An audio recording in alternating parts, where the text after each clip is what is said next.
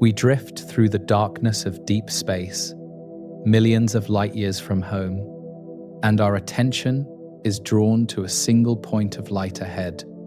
that outshines everything else in this vast region of the cosmos. This point appears small at first, just one bright star among countless others scattered across the black sky. But as we observe more carefully, something becomes clear that transforms this simple dot into something extraordinary.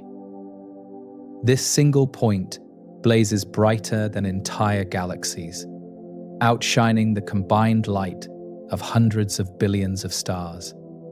creating a beacon so intense that it dominates our entire field of view. The object we are approaching is called a quasar,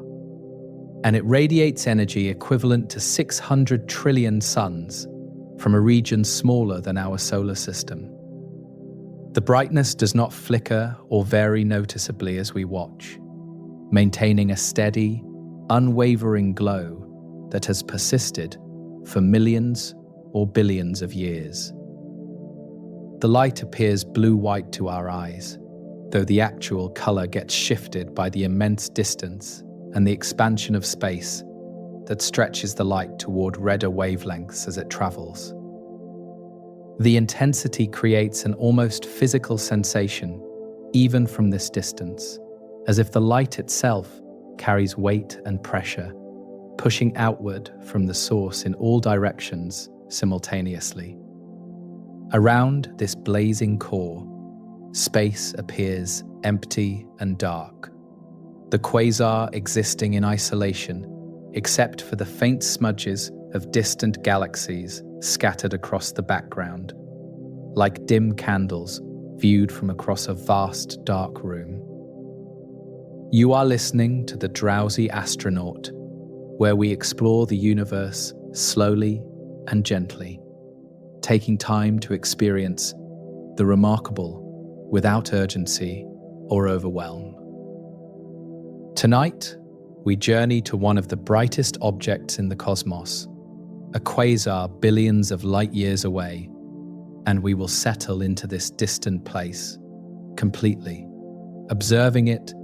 from every angle, understanding what creates such extraordinary light.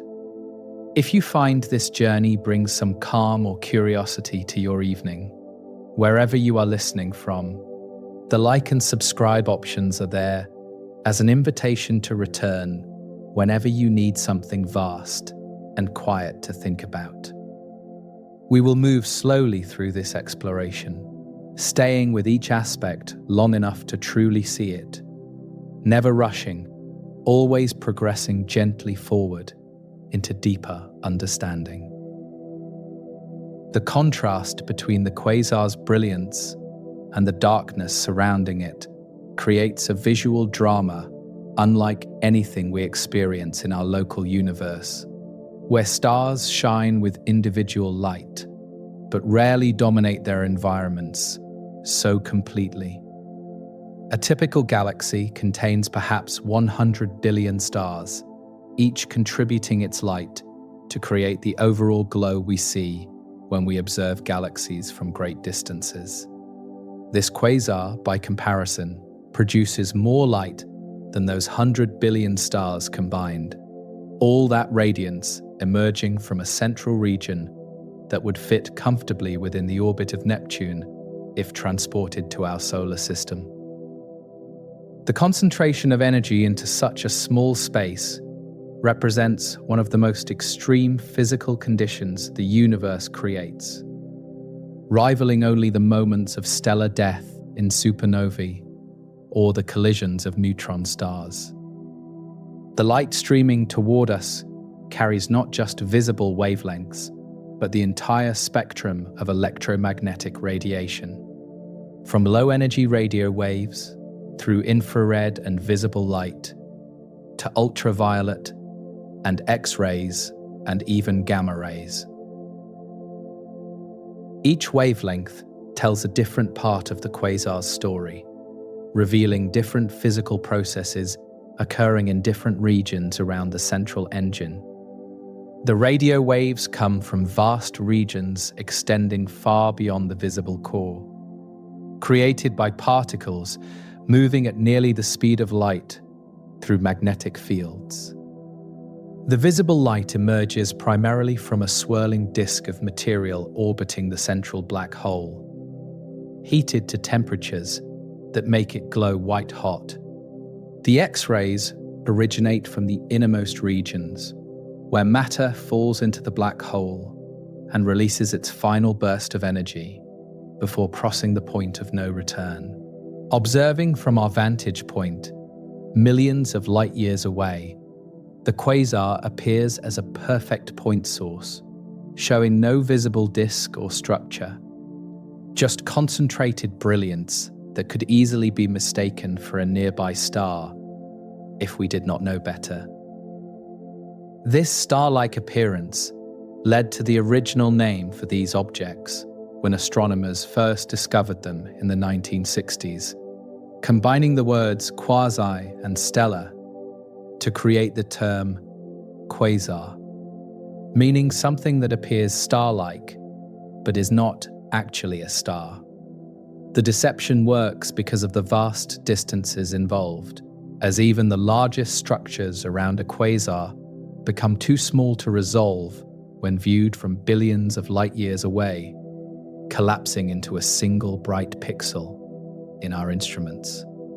Only by measuring the light carefully, analyzing its colors and its spectrum, did astronomers realize that these star-like objects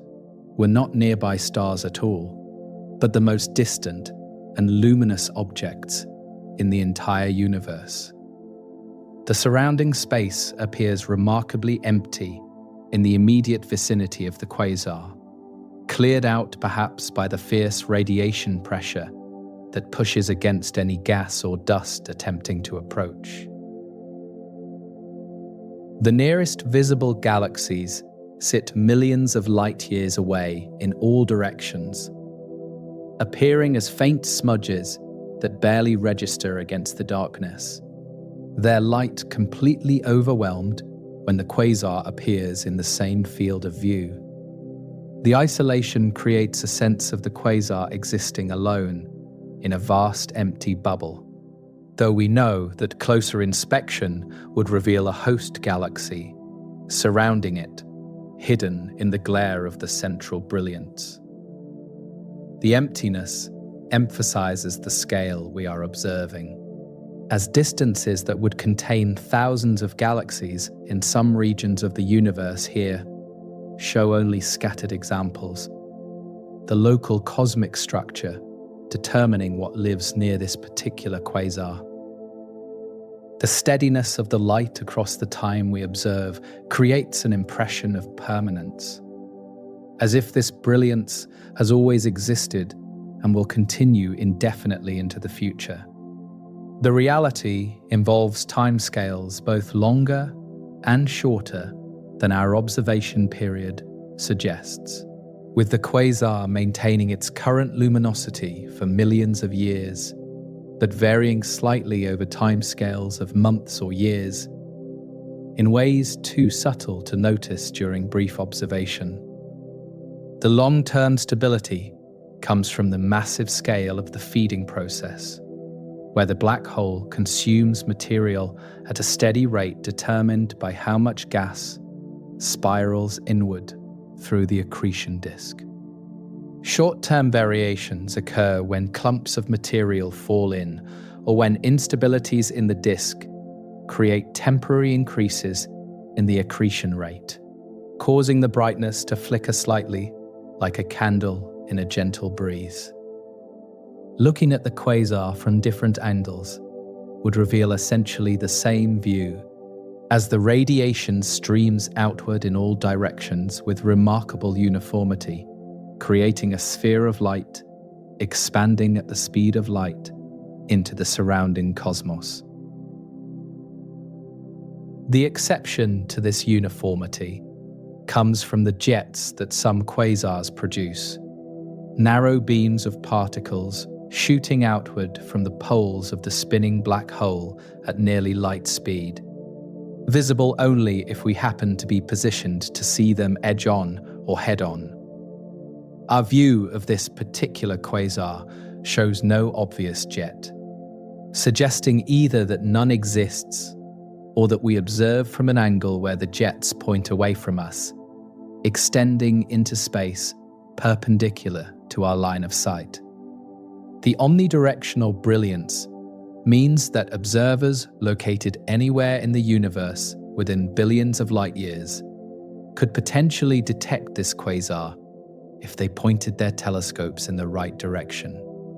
all of them receiving photons from this same source. The energy required to maintain such brightness over millions of years staggers the imagination, representing more total energy output than our sun will produce over its entire 10 billion year lifetime, released by the quasar in just a few decades of its existence. The power comes from gravitational potential energy, the energy released when material falls into the deep gravitational well of a supermassive black hole, converting a significant fraction of the falling matter's mass directly into energy, according to Einstein's famous equation. No other known process in the universe converts mass to energy with such efficiency, making accretion onto black holes the brightest phenomena we can observe, outshining even the nuclear fusion occurring in stars when measured in terms of energy released per unit mass consumed. The physics operates according to general relativity, where the intense curvature of space near the black hole creates conditions impossible to replicate anywhere else. The realization that we are observing an object that outshines 600 trillion suns from a region that would fit within our solar system creates a sense of scale difficult to fully grasp through numbers alone. Trying to visualize 600 trillion of anything challenges human comprehension, as our brains evolved to count objects in the dozens or hundreds, not in the hundreds of trillions. The comparison to our sun helps somewhat, as we can imagine the sun's brightness and then try to multiply that in our minds. But even this approach fails to capture the true magnitude when the multiplication factor reaches into the hundreds of trillions.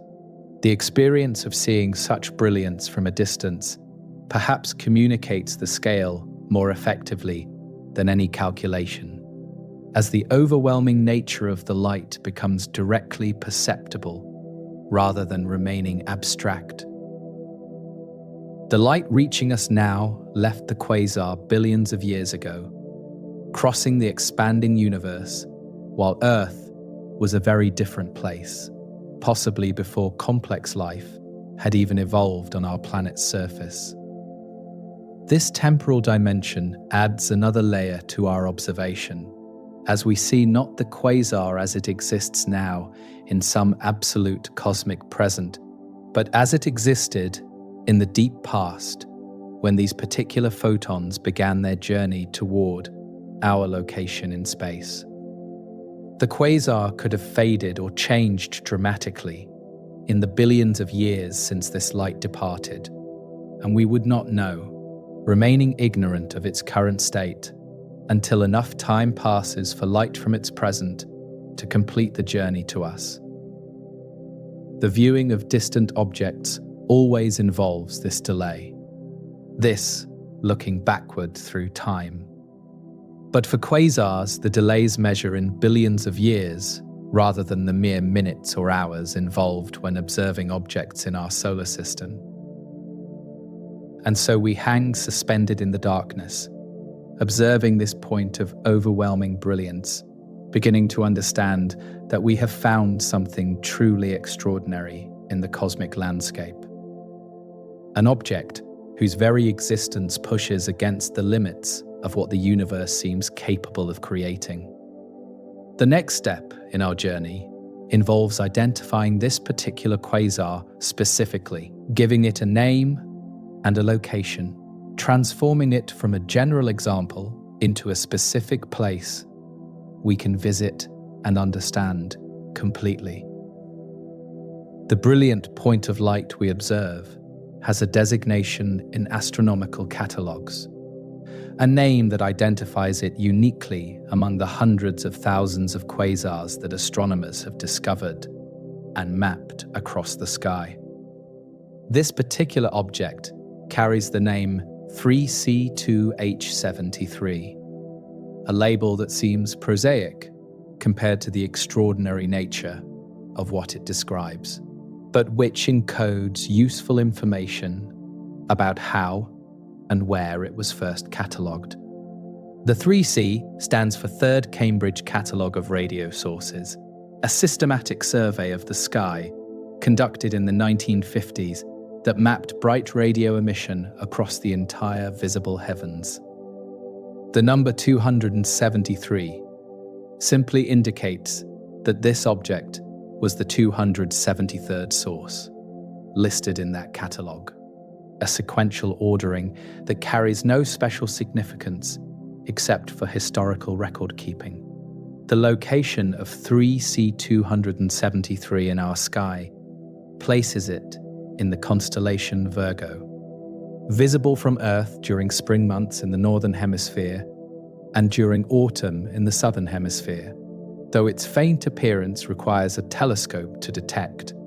The coordinates locate it at right ascension 12 hours 29 minutes, declination plus 2 degrees 3 minutes.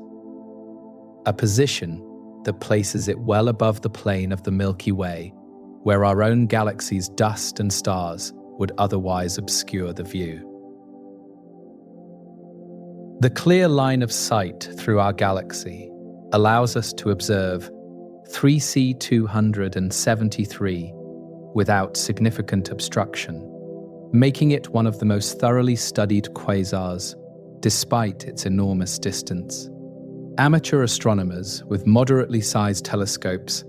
can actually find and photograph this object, though it appears only as a faint star-like point requiring careful navigation to locate among the numerous actual stars in the field. The distance measures approximately 2,400,000,000 light-years, a number so large that it becomes difficult to conceptualize through everyday comparisons or analogies. The light we observe right now began its journey across space when Earth was in the Proterozoic eon, a time when life consisted entirely of single-celled organisms, when no plants or animals existed, when the continents held positions completely different from their current locations. The photons traveling toward Earth from 3C273 crossed intergalactic space for the entire span of time between then and now, traversing the vast emptiness between galaxy clusters, passing through clouds of gas and dust, gradually being stretched to longer wavelengths by the expansion of space itself. Those same photons now enter telescopes on Earth and get converted into electronic signals that create the images and data we use to study the quasar. Despite the immense distance, 3C273 appears bright enough that amateur equipment can detect it, registering at apparent magnitude 12.9 on the logarithmic scale astronomers use to measure brightness. This magnitude places it well beyond naked eye visibility, which extends to about magnitude 6, under ideal dark sky conditions, but easily within reach of a 6-inch telescope, which can see objects down to magnitude 13 or 14 with patient observation. The fact that an object 2.4 billion light-years away shines brightly enough to photograph with amateur equipment demonstrates just how luminous the quasar truly is, as most galaxies at similar distances remain invisible without large professional telescopes. The brightness implies an absolute luminosity, a measure of total light output that exceeds what our Milky Way galaxy produces from all its hundreds of billions of stars combined.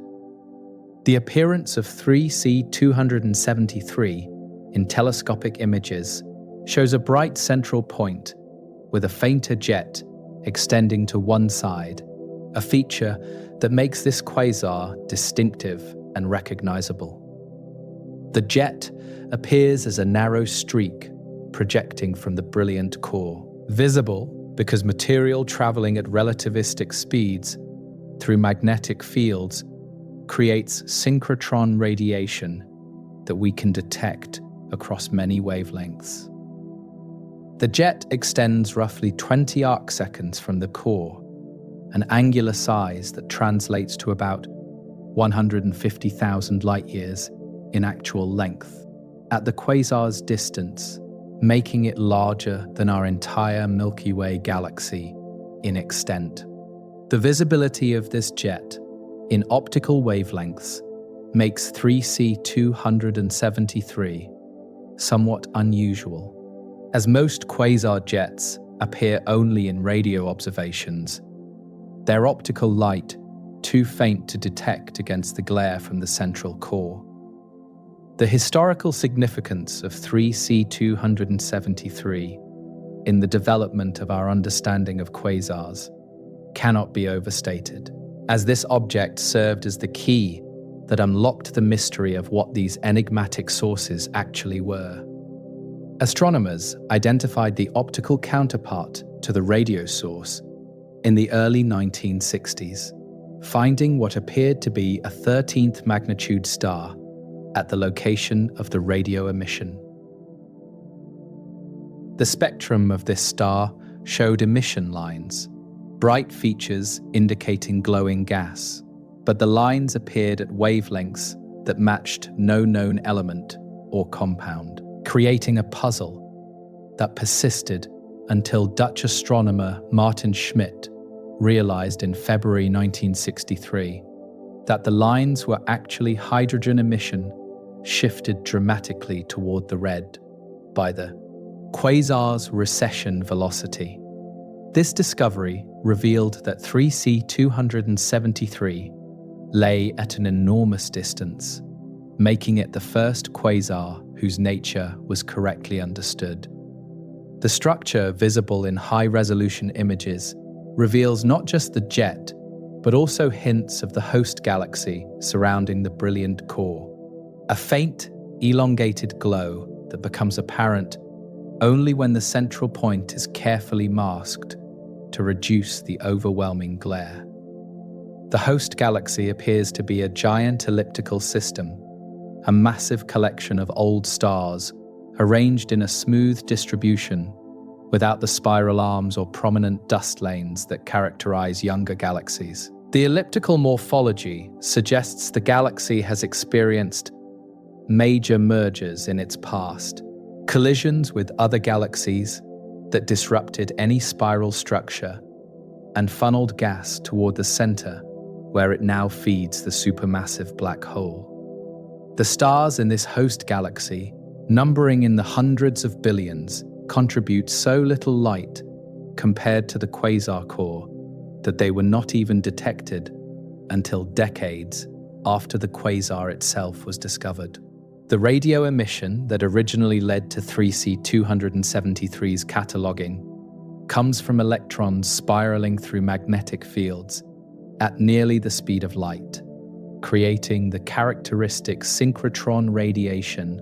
that radio telescopes detect. The radio structure extends far beyond the visible core, spanning hundreds of thousands of light years and showing the full extent of the jet and the regions where it interacts with surrounding gas. Radio observations revealed that 3C273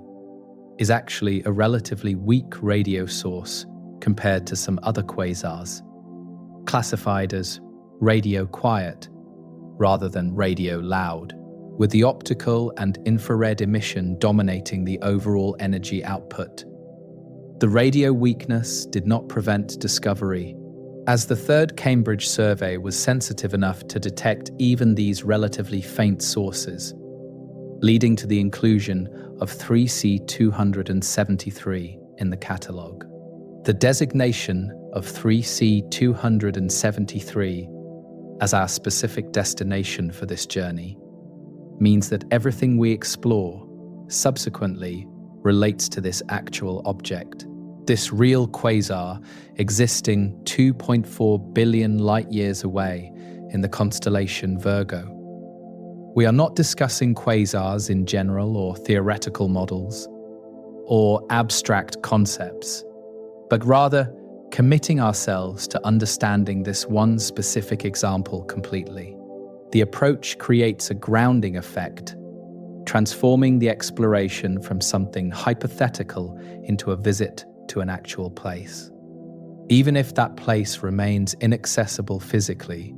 and observable only through the light it sends us. The commitment to 3C273 as our home base provides structure to our journey, ensuring we explore thoroughly rather than skimming across many examples superficially. The journey inward toward 3C273 involves closing the gap across 2.4 billion light-years, crossing the expanding space between our location and the quasar's position, traveling in mind through intergalactic voids and past scattered galaxy clusters. As we conceptually approach, the point of light would gradually grow brighter and larger, eventually beginning to show structure that remains invisible from greater distances. The first structure to emerge would be the jet, becoming more prominent and extended, revealing itself as a coherent feature rather than just a slight elongation of the central point. Closer still, and the accretion disk might become visible as a faint glow surrounding the core, though the brilliant central light would continue to overwhelm most of the structure until we reached quite close proximity. The reality that 3C273 exists right now, at this very moment, in its current state that we cannot yet observe, creates an interesting conceptual space. The quasar we will explore is the quasar as it existed 2.4 billion years ago, the only version accessible to our observation. The current state remains hidden behind the light travel time delay, unknowable until sufficient time passes for new photons from that present to reach us. Perhaps the quasar has faded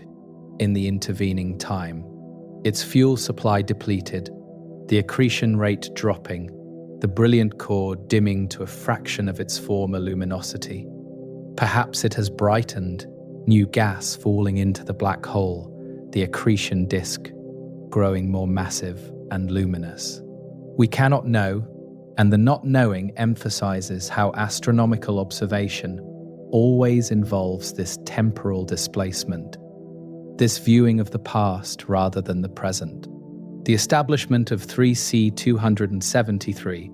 as our destination and our home base for understanding quasars completes this second stage of our journey. Following the initial observation of overwhelming light, with the identification of a specific object to explore, the naming and locating and distancing transforms the abstract experience into something concrete, a particular quasar with particular properties at a particular location in space and time. The next stage involves approaching closer to see the structure that creates the light, beginning with the vast disk of material spiraling around the central black hole, the accretion disk that generates most of the energy we observe. We move closer to the core of 3C273 now, near enough that the point of light begins to resolve into a structure revealing a vast, flat disk of glowing material surrounding the central region. The accretion disk stretches outward from the black hole like a cosmic pinwheel, extending for billions of kilometers in all directions parallel to its plane, while remaining remarkably thin vertically, creating a pancake shape that rotates as a coherent structure. The disk spans a distance measured in light weeks, larger than our entire solar system from the Sun to Pluto. Yet, at the quasar's distance, this enormous structure appears so small that only now, as we conceptually approach very close, does it become visible as something more than a brilliant point. The material composing the disk consists primarily of hydrogen and helium gas, stripped from stars that wandered too close to the black hole, or pulled from clouds of interstellar gas, funneled inward by the galaxy's gravitational field. The overall appearance of the disk shows concentric rings of different colors and brightnesses, creating a gradient from the outer regions inward toward the center. The outermost visible edge glows orange and red, hot by stellar standards, at temperatures reaching thousands of degrees, but relatively cool compared to the inner regions. Moving inward, the color shifts through yellow and white, the temperature climbing into tens of thousands and then hundreds of thousands of degrees as the material orbits faster and friction heats it more intensely. The innermost regions that we can see, just before the disk disappears into the black hole's immediate vicinity, blaze blue-white, the temperature reaching millions of degrees, hot enough that the material exists as a fully ionized plasma, stripped of all electrons. The color progression creates a temperature map with cooler outer regions and progressively hotter inner regions, all visible simultaneously as we look down on the disk from above. The rotation of the disk becomes apparent when we observe carefully,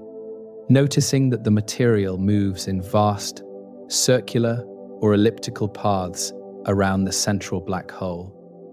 completing orbits at speeds that increase dramatically as distance from the center decreases. The outer regions move at hundreds or thousands of kilometers per second, already faster than anything we experience in our solar system, where Earth orbits at a leisurely 30 kilometers per second. The middle regions reach tens of thousands of kilometers per second, a substantial fraction of light speed, creating relativistic effects that would distort time and space for any hypothetical observer riding along. The innermost visible regions move at significant percentages of the speed of light, perhaps 10 or 20 or 30%, creating extreme time dilation and gravitational effects that make the physics of these regions quite different from the more familiar behavior governing the outer disk. The thickness of the disk varies with distance from the black hole, with the outer regions potentially extending several light days above and below the midplane, while the inner regions compress down to much thinner structures under the intense gravitational and tidal forces. The vertical structure in the outer disk might include a puffed-up region where gas pressure and magnetic forces support material against gravity, creating a torus or donut shape that blocks our view of some regions behind it. The inner disk likely becomes geometrically thin, compressed by tidal forces into a flat sheet of material where the vertical extent becomes small compared to the radial extent. The transition between these regimes occurs somewhere in the middle zones, creating a changing vertical profile as we trace outward from center to edge. The brightness variations across the disk reveal not just the temperature gradient, but also the actual light emission from different regions, showing which parts contribute most to the total luminosity. Despite being smaller in area, the innermost regions generate far more light per unit area than the outer regions. Their extreme temperatures creating intense radiation that peaks in the ultraviolet and X-ray portions of the spectrum. The physics involves blackbody radiation, where hotter material emits more energy at all wavelengths and shifts the peak emission toward shorter, bluer wavelengths, according to laws we understand from studying stars and other hot objects. The disk's total light comes primarily from the inner few light days, with the outer light weeks contributing relatively little despite their much larger surface area. The mechanisms heating the disk involve friction between adjacent rings of material orbiting at different speeds, creating viscous dissipation that converts orbital energy into heat. The rings do not orbit in perfect isolation, but rather interact through collisions between individual atoms and molecules, and through magnetic fields threading through the plasma. These interactions try to equalize the orbital speeds between neighboring regions, with faster orbiting inner material trying to pull slower orbiting outer material along, while the outer material tries to slow the inner regions. The result of this interaction is a gradual inward flow of material as angular momentum gets transferred outward, allowing the gas to fall closer to the black hole, while the angular momentum gets carried away to the outer disk and eventually deposited in material that gets flung outward or removed from the system entirely. The observation angle we maintain, looking down on the disk from above the plane, provides the clearest view of the overall structure and the color progression from inner to outer regions. From this perspective, the disk appears as a vast spiral with slight variations in brightness marking regions of higher and lower density, where material clumps together or spreads apart. The spiral structure might show multiple arms winding outward from the center, similar to the spiral arms in disk galaxies, but occurring here at much smaller scales and for different physical reasons. These arms could represent density waves propagating through the disk, regions where material temporarily compresses and then expands again as the wave passes. Or they might trace actual streams of infalling gas following particular trajectories toward the center. Shifting our perspective to view the disk edge-on transforms the appearance dramatically, reducing the vast spiral to a thin glowing line extending to either side of the brilliant central region. From this angle, the vertical structure becomes apparent, showing whether the disk is truly flat or whether it has some thickness that becomes noticeable when viewed from the side. The temperature gradient remains visible, but now appears as brightness variations along the line, rather than as color changes in concentric rings, with the center blazing intensely and the brightness fading toward the outer edges. The jet, if visible, would project perpendicular to this line, shooting outward above and below the disk plane. Though from our current vantage, we might see only one jet depending on geometric orientation. The turbulence within the disk creates variations on all scales, from small eddies and swirls in the gas flow to larger scale instabilities that might make entire regions brighten or dim over timescales of hours or days. The turbulence arises from several sources, including magnetic fields becoming tangled and then snapping and reconnecting, releasing energy in the process, and from hydrodynamic instabilities, where smooth flow becomes chaotic under certain conditions. The variations in brightness these processes create contribute to the observed flickering of quasar light when monitored carefully over time, with changes of a few percent, common over days or weeks. The larger variations occur rarely, but can be dramatic, representing major disruptions in the disk structure when a particularly large clump of material falls in, or when part of the disk becomes gravitationally unstable and collapses inward. The material composing the disk originally came from outside the black hole's immediate vicinity, delivered by various processes that funneled gas from the larger galaxy inward toward the center. Galaxy mergers provide one major delivery mechanism, as the collision and interaction between two galaxies disrupts their internal structure and sends large amounts of gas flowing toward both merging cores. Internal processes can also drive gas inward, including gravitational interactions with a central bar structure that creates torques, removing angular momentum from gas clouds and allowing them to fall toward the center. The gas that reaches the central region cannot fall directly into the black hole because it carries angular momentum. The rotational motion that tries to fling it outward balances gravity trying to pull it in. And the result is that the gas settles into a disk structure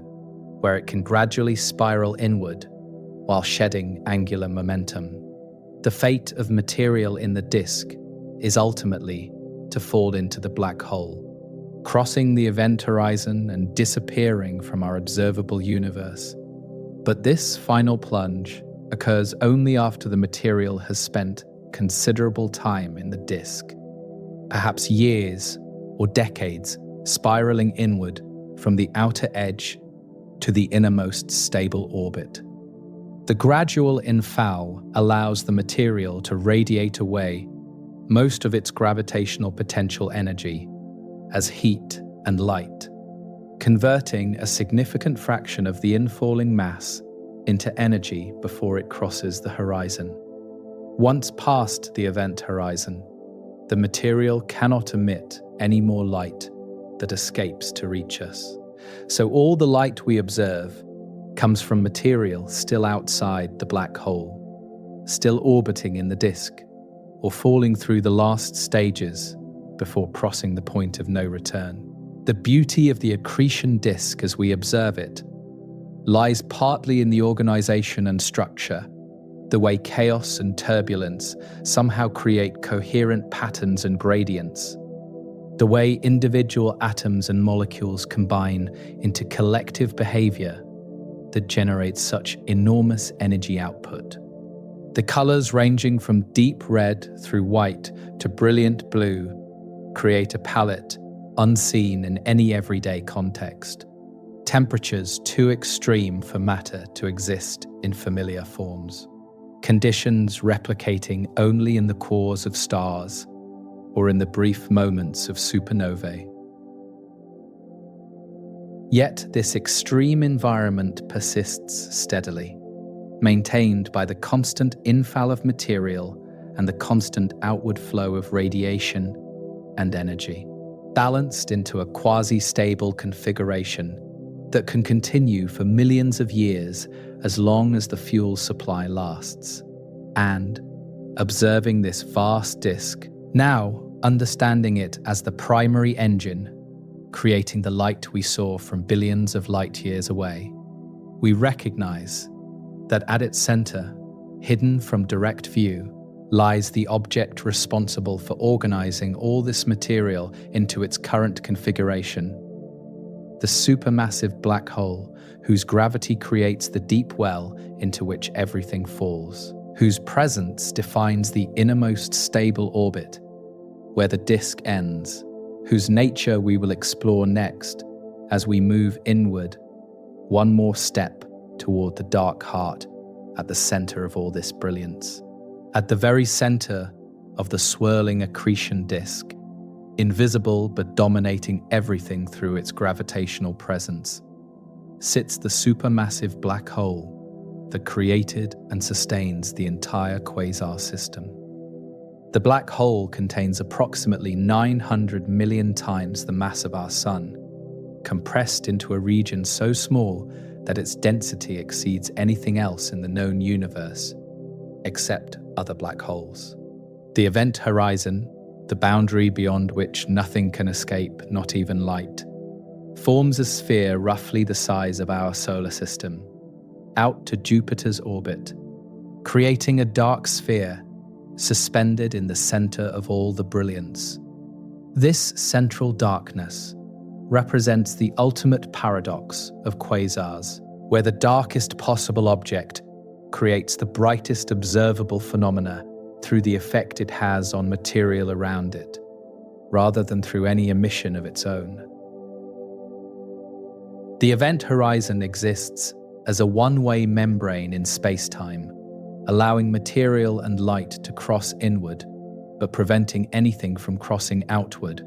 once it has passed the boundary. The horizon's size depends directly on the black hole's mass, with more massive black holes creating larger event horizons according to a precise mathematical relationship derived from general relativity. For 3C273's black hole at 900 million solar masses, the horizon radius measures approximately 2.7 billion kilometers, slightly smaller than the orbit of Uranus in our solar system. The comparison to our solar system helps visualize the scale, though the comparison remains imperfect because the event horizon is not a physical surface, but rather a boundary in space-time, where escape velocity equals the speed of light. The impossibility of directly seeing the black hole creates an observational challenge, as we can only infer its presence and properties through the effects it produces on surrounding material and light. The accretion disk we observed in the previous section exists because the black hole's gravity creates a deep potential well, and the light from that disk emerges because material falling into the well releases energy. The jets that shoot outward from the poles originate from regions just outside the event horizon, where magnetic fields extract rotational energy from the spinning black hole. The motion of stars in the host galaxy, if measured carefully, would show their velocities influenced by the central mass, allowing calculation of how much matter concentrates at the galaxy's core. All these indirect observations converge on the same conclusion about the black hole's mass and other properties. The gravitational field surrounding the black hole warps space and time in ways that become more extreme closer to the event horizon, creating effects predicted by Einstein's general relativity and now confirmed through numerous observations. Time itself slows down near a black hole compared to time experienced far away, meaning that clocks near the horizon would tick more slowly than identical clocks positioned farther out in the accretion disk or in the host galaxy. Light emitted from regions close to the horizon gets redshifted by the gravitational field as it climbs outward, losing energy to the strong gravity. Arriving at our distant observing position shifted toward longer wavelengths compared to how it was emitted. Space itself curves in the intense gravitational field, bending light paths into trajectories that would be impossible in flat space-time, creating the gravitational lensing effects that can make the accretion disk visible from multiple angles simultaneously through photons that travel on curved paths around the black hole. The rotation of the black hole, likely spinning at a substantial fraction of the maximum possible rate, carries the surrounding space-time along with it in an effect called frame dragging. The spinning creates a region called the ergosphere just outside the event horizon, where space itself rotates along with the black hole, making it impossible for anything to remain stationary relative to distant observers. Material in the ergosphere must orbit in the same direction as the black hole's rotation, carried along by the rotating space-time, even if it tries to resist. The frame-dragging effect extends outward from the event horizon with decreasing strength, influencing the inner accretion disk and playing a role in jet formation through processes that extract energy from the black hole's rotational energy. The rotation rate affects the location of the innermost, stable circular orbit, the closest distance where material can orbit without immediately falling inward, with faster spinning black holes allowing material to orbit closer before the final plunge. The singularity at the black hole's core represents a point where our current physical theories predict infinite density and infinite curvature of space-time, conditions that almost certainly indicate the breakdown of general relativity rather than actual infinities in nature. The singularity remains hidden inside the event horizon, protected from outside observation by what physicist Roger Penrose called cosmic censorship, the principle that nature does not allow naked singularities visible from outside. What actually exists at the singularity remains unknown, as quantum effects become important at such extreme densities and might prevent the formation of true infinities, possibly creating exotic quantum structures instead. The resolution awaits a successful theory of quantum gravity that can describe physics under these extreme conditions, unifying general relativity and quantum mechanics in ways that current theories cannot. The growth of the black hole occurs continuously as material crosses the event horizon, adding to the total mass particle by particle, photon by photon, with each addition increasing the horizon size slightly and strengthening the gravitational field proportionally. The growth rate depends on how much material the accretion disk delivers to the innermost stable orbit and how efficiently that material can lose its remaining angular momentum to complete the final inward fall. At 3C273's observed luminosity, the black hole accretes roughly 1 solar mass of material per year, a rate that seems small compared to the black hole's total mass, but accumulates significantly over millions of years. The accretion cannot continue indefinitely at current rates, as eventually the available gas supply in the host galaxy will be consumed or expelled, causing the quasar to fade as the black hole enters a dormant phase between feeding episodes. The darkness of the event horizon creates a profound visual contrast with the brilliant accretion disk surrounding it. The brightest and darkest things in the universe existing immediately adjacent to each other, separated by just a few horizon radii. Looking directly at the region from close range would show the black sphere of the horizon surrounded by the glowing disk, with gravitational lensing causing the disk to appear above and below and even behind the black hole as light paths curve around it. The lensing creates multiple images of the disk, with the far side visible above the black hole as photons curve over the top, and the near side visible at the expected location.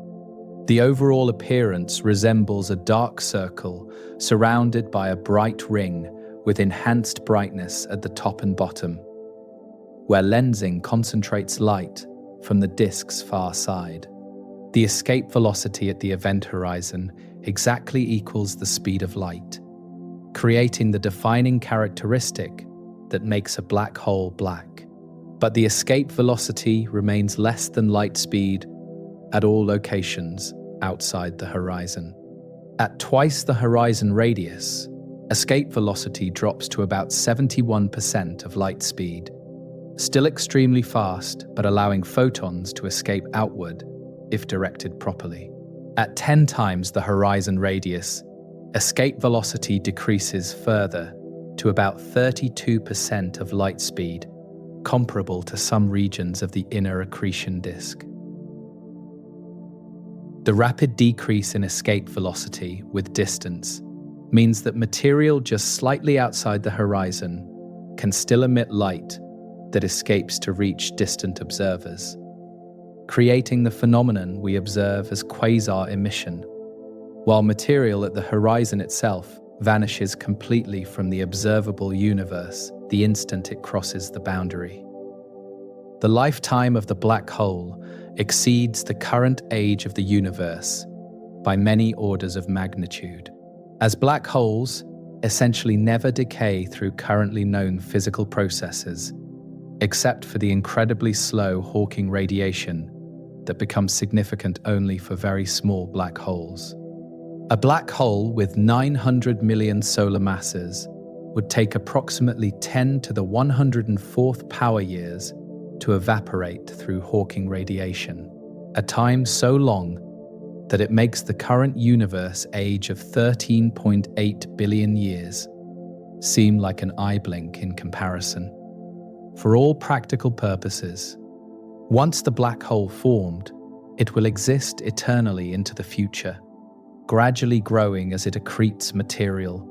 and occasionally merging with other black holes if the host galaxy merges with other galaxies. The permanence contrasts with the temporary nature of the quasar phase, which lasts only as long as fuel remains available to feed the accretion disk. The mystery and the certainty combine when we contemplate the black hole, as we remain certain about its existence and many of its properties, while simultaneously remaining uncertain about the nature of the singularity and the ultimate quantum structure of the horizon. The black hole exists as both the most extreme object we can observe indirectly and as a frontier of physics where our theories reach their limits. The darkness at the center of 3C273 represents not just an absence of light, but a fundamental boundary in the universe, a place where matter and energy disappear from our ability to observe or interact with them. Yet this darkness creates the light, organizing the accretion disk through gravity, shaping the environment, ultimately making the quasar visible across billions of light years through effects that occur just outside the horizon. And from this central darkness, from the poles of the spinning black hole, where magnetic fields thread through space-time, twisted by rotation and gravity, material launches outward at nearly the speed of light in narrow beams that we will follow next, tracing the jets as they shoot through space, carrying energy and matter away from the immediate vicinity of the black hole and out into the galaxy and beyond, rising from the poles of the spinning black hole, extending outward perpendicular to the accretion disk's plane. Two enormous jets stream into space, carrying material and energy away from the quasar's core at relativistic speeds. The jets appear as narrow beams of glowing plasma, electrons and protons,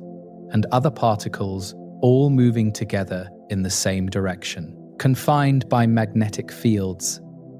into structures that maintain their coherence over vast distances. From our vantage point, near 3C273,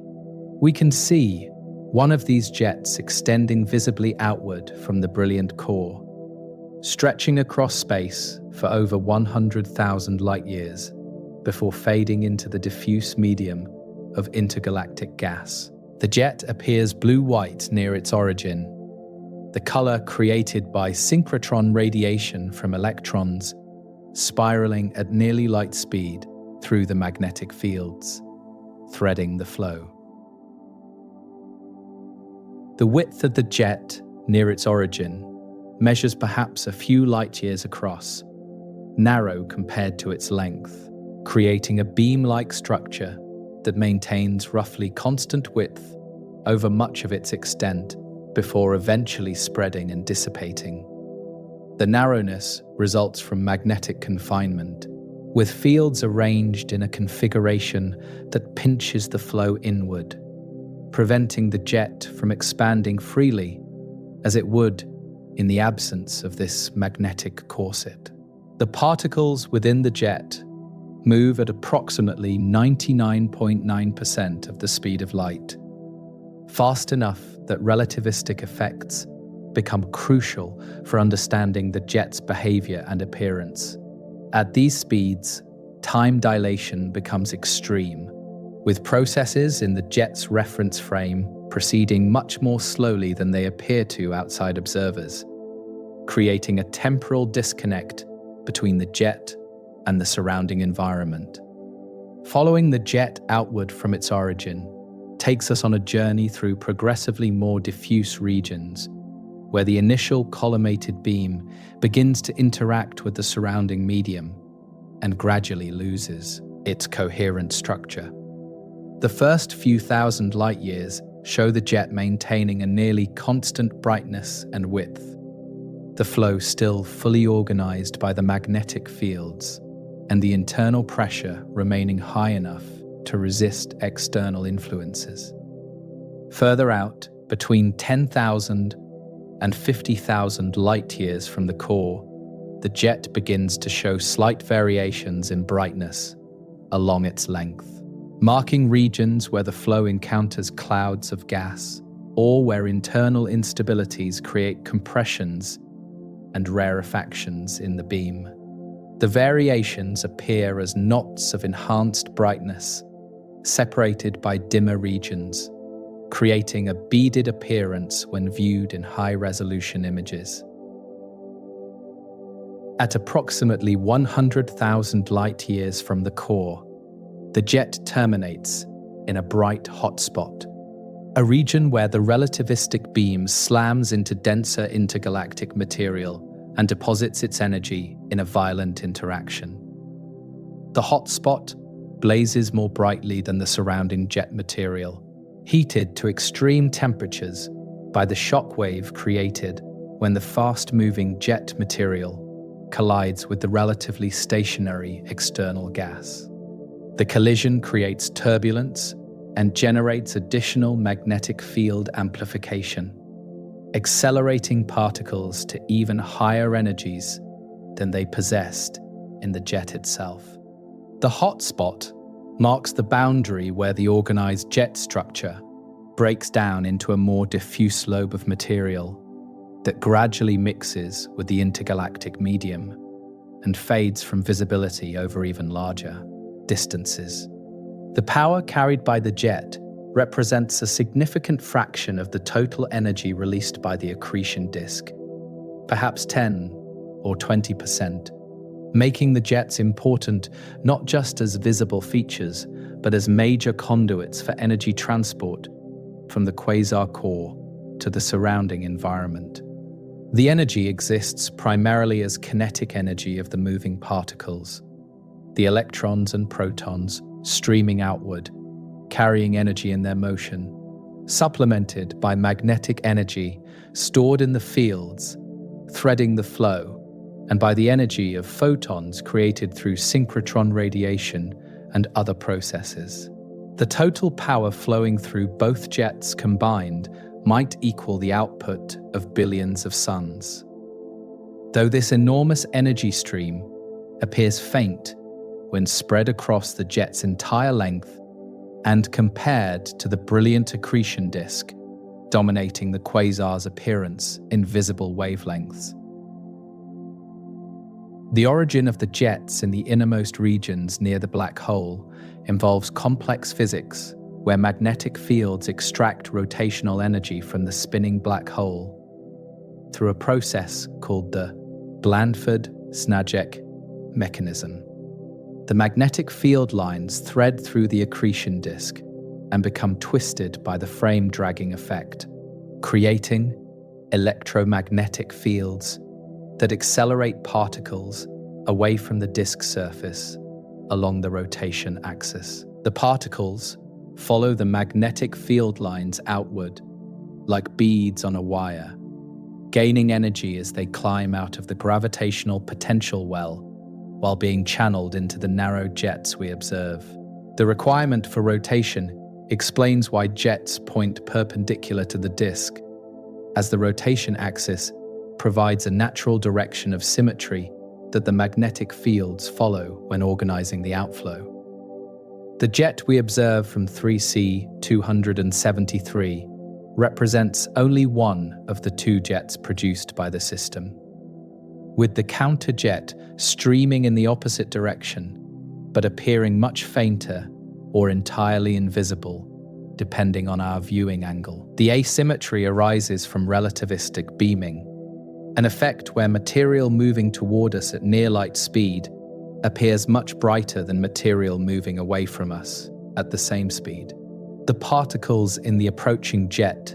emit radiation in all directions in their own reference frame, but the relativistic motion causes the radiation to concentrate into a narrow cone, pointing forward in the direction of motion, enhancing brightness for observers positioned ahead of the jet, while diminishing brightness for observers behind. The effect makes the approaching jet appear many times brighter than the receding jet, creating the one-sided appearance we see in 3C 273 and many other quasars. The radio emission from the jet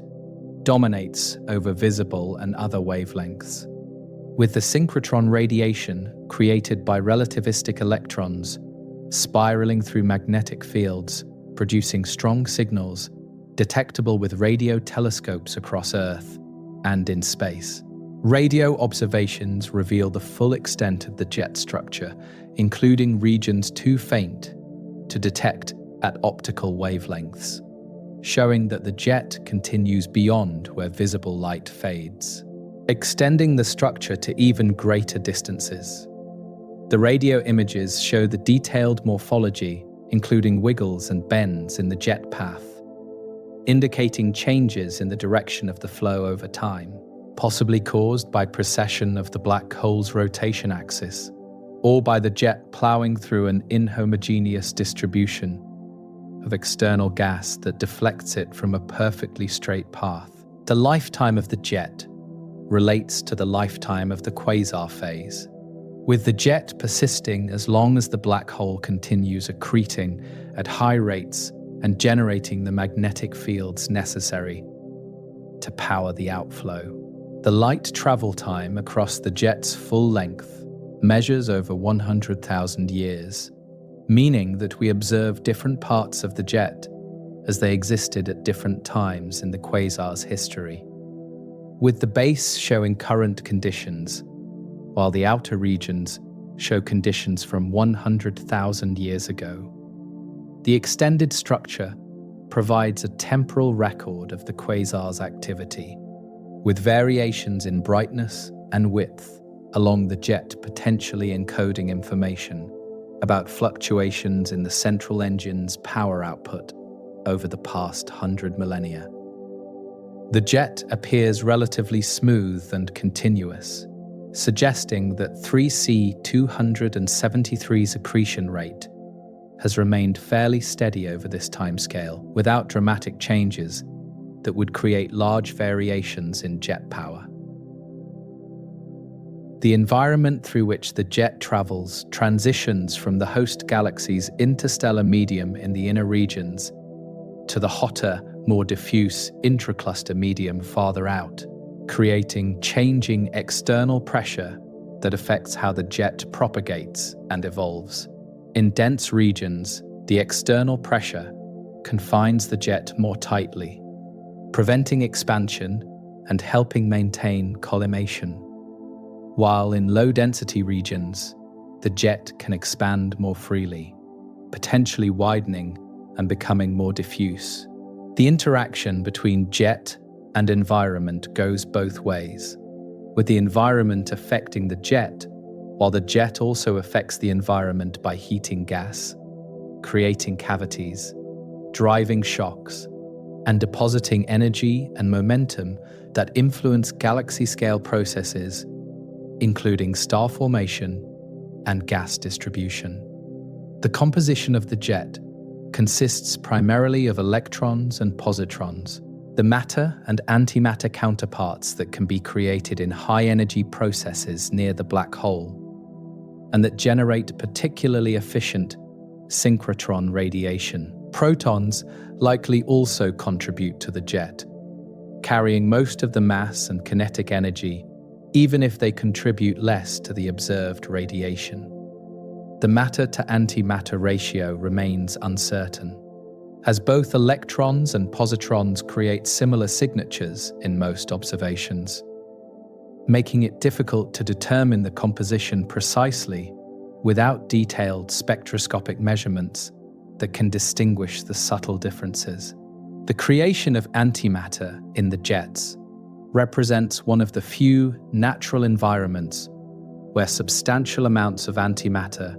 are produced and can be studied, offering insights into high-energy particle physics operating under conditions impossible to replicate in laboratories. And having followed the jet outward from the black hole's poles across 100,000 light-years of space, having seen it emerge from the magnetic crucible near the event horizon,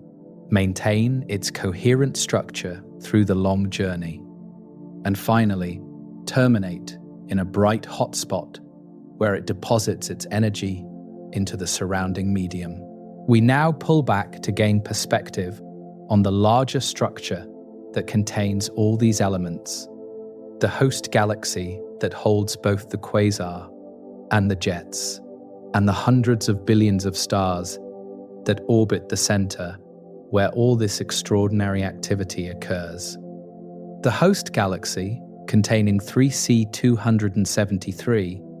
extends far beyond the brilliant quasar core and the jets, spreading across hundreds of thousands of light-years in a smooth distribution of stars that would dominate our view if we could somehow block the overwhelming central light. The galaxy classification as a giant elliptical indicates a massive system containing hundreds of billions of stars arranged in a roughly spherical or ellipsoidal shape, without the spiral arms and flat disk that characterize younger galaxies like our Milky Way.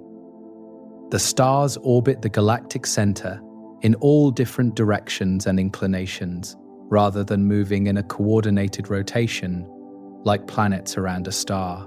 creating a swarm-like motion where individual stellar orbits show little correlation with each other. The stellar population consists primarily of older stars, red and yellow objects that formed billions of years ago when the galaxy was young, with relatively little ongoing star formation happening in the current epoch. The invisibility of these hundreds of billions of stars, when the quasar is active, demonstrates the extraordinary luminosity ratio, as the tiny central region containing the black hole and accretion disk outshines the combined light of the entire stellar population by a significant factor. Detecting the host galaxy requires careful observational techniques that block or subtract the central quasar light, either through physical masks in the telescope's focal plane or through mathematical modeling that separates the point-like quasar from the extended galaxy. Early observations of 3C273 and other quasars saw only the brilliant core, leading astronomers initially to think they were observing peculiar stars rather than distant galaxies. And only through detailed analysis did the faint surrounding galaxy become apparent. The detection confirmed that quasars reside at the centers of galaxies, hosted by massive stellar systems that provide both the black hole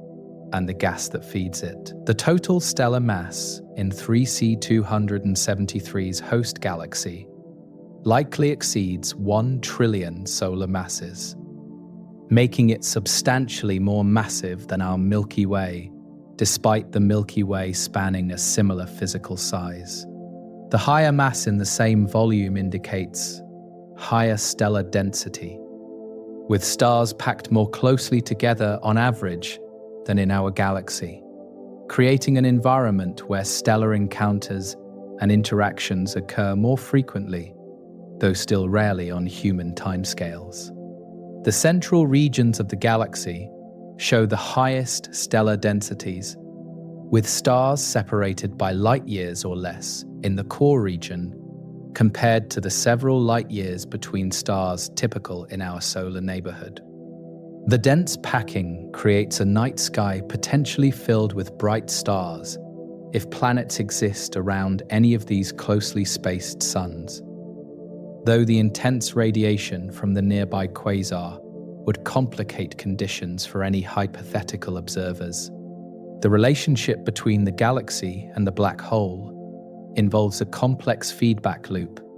where the galaxy provides gas to feed the black hole, while the black hole's energy output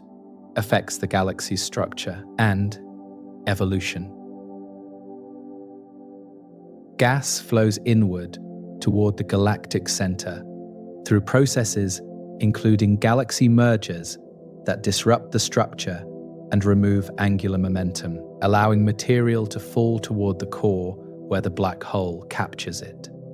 The black hole grows by consuming this gas, increasing its mass gradually over millions of years. And as it grows, its gravitational influence extends farther, and it can capture gas from larger regions.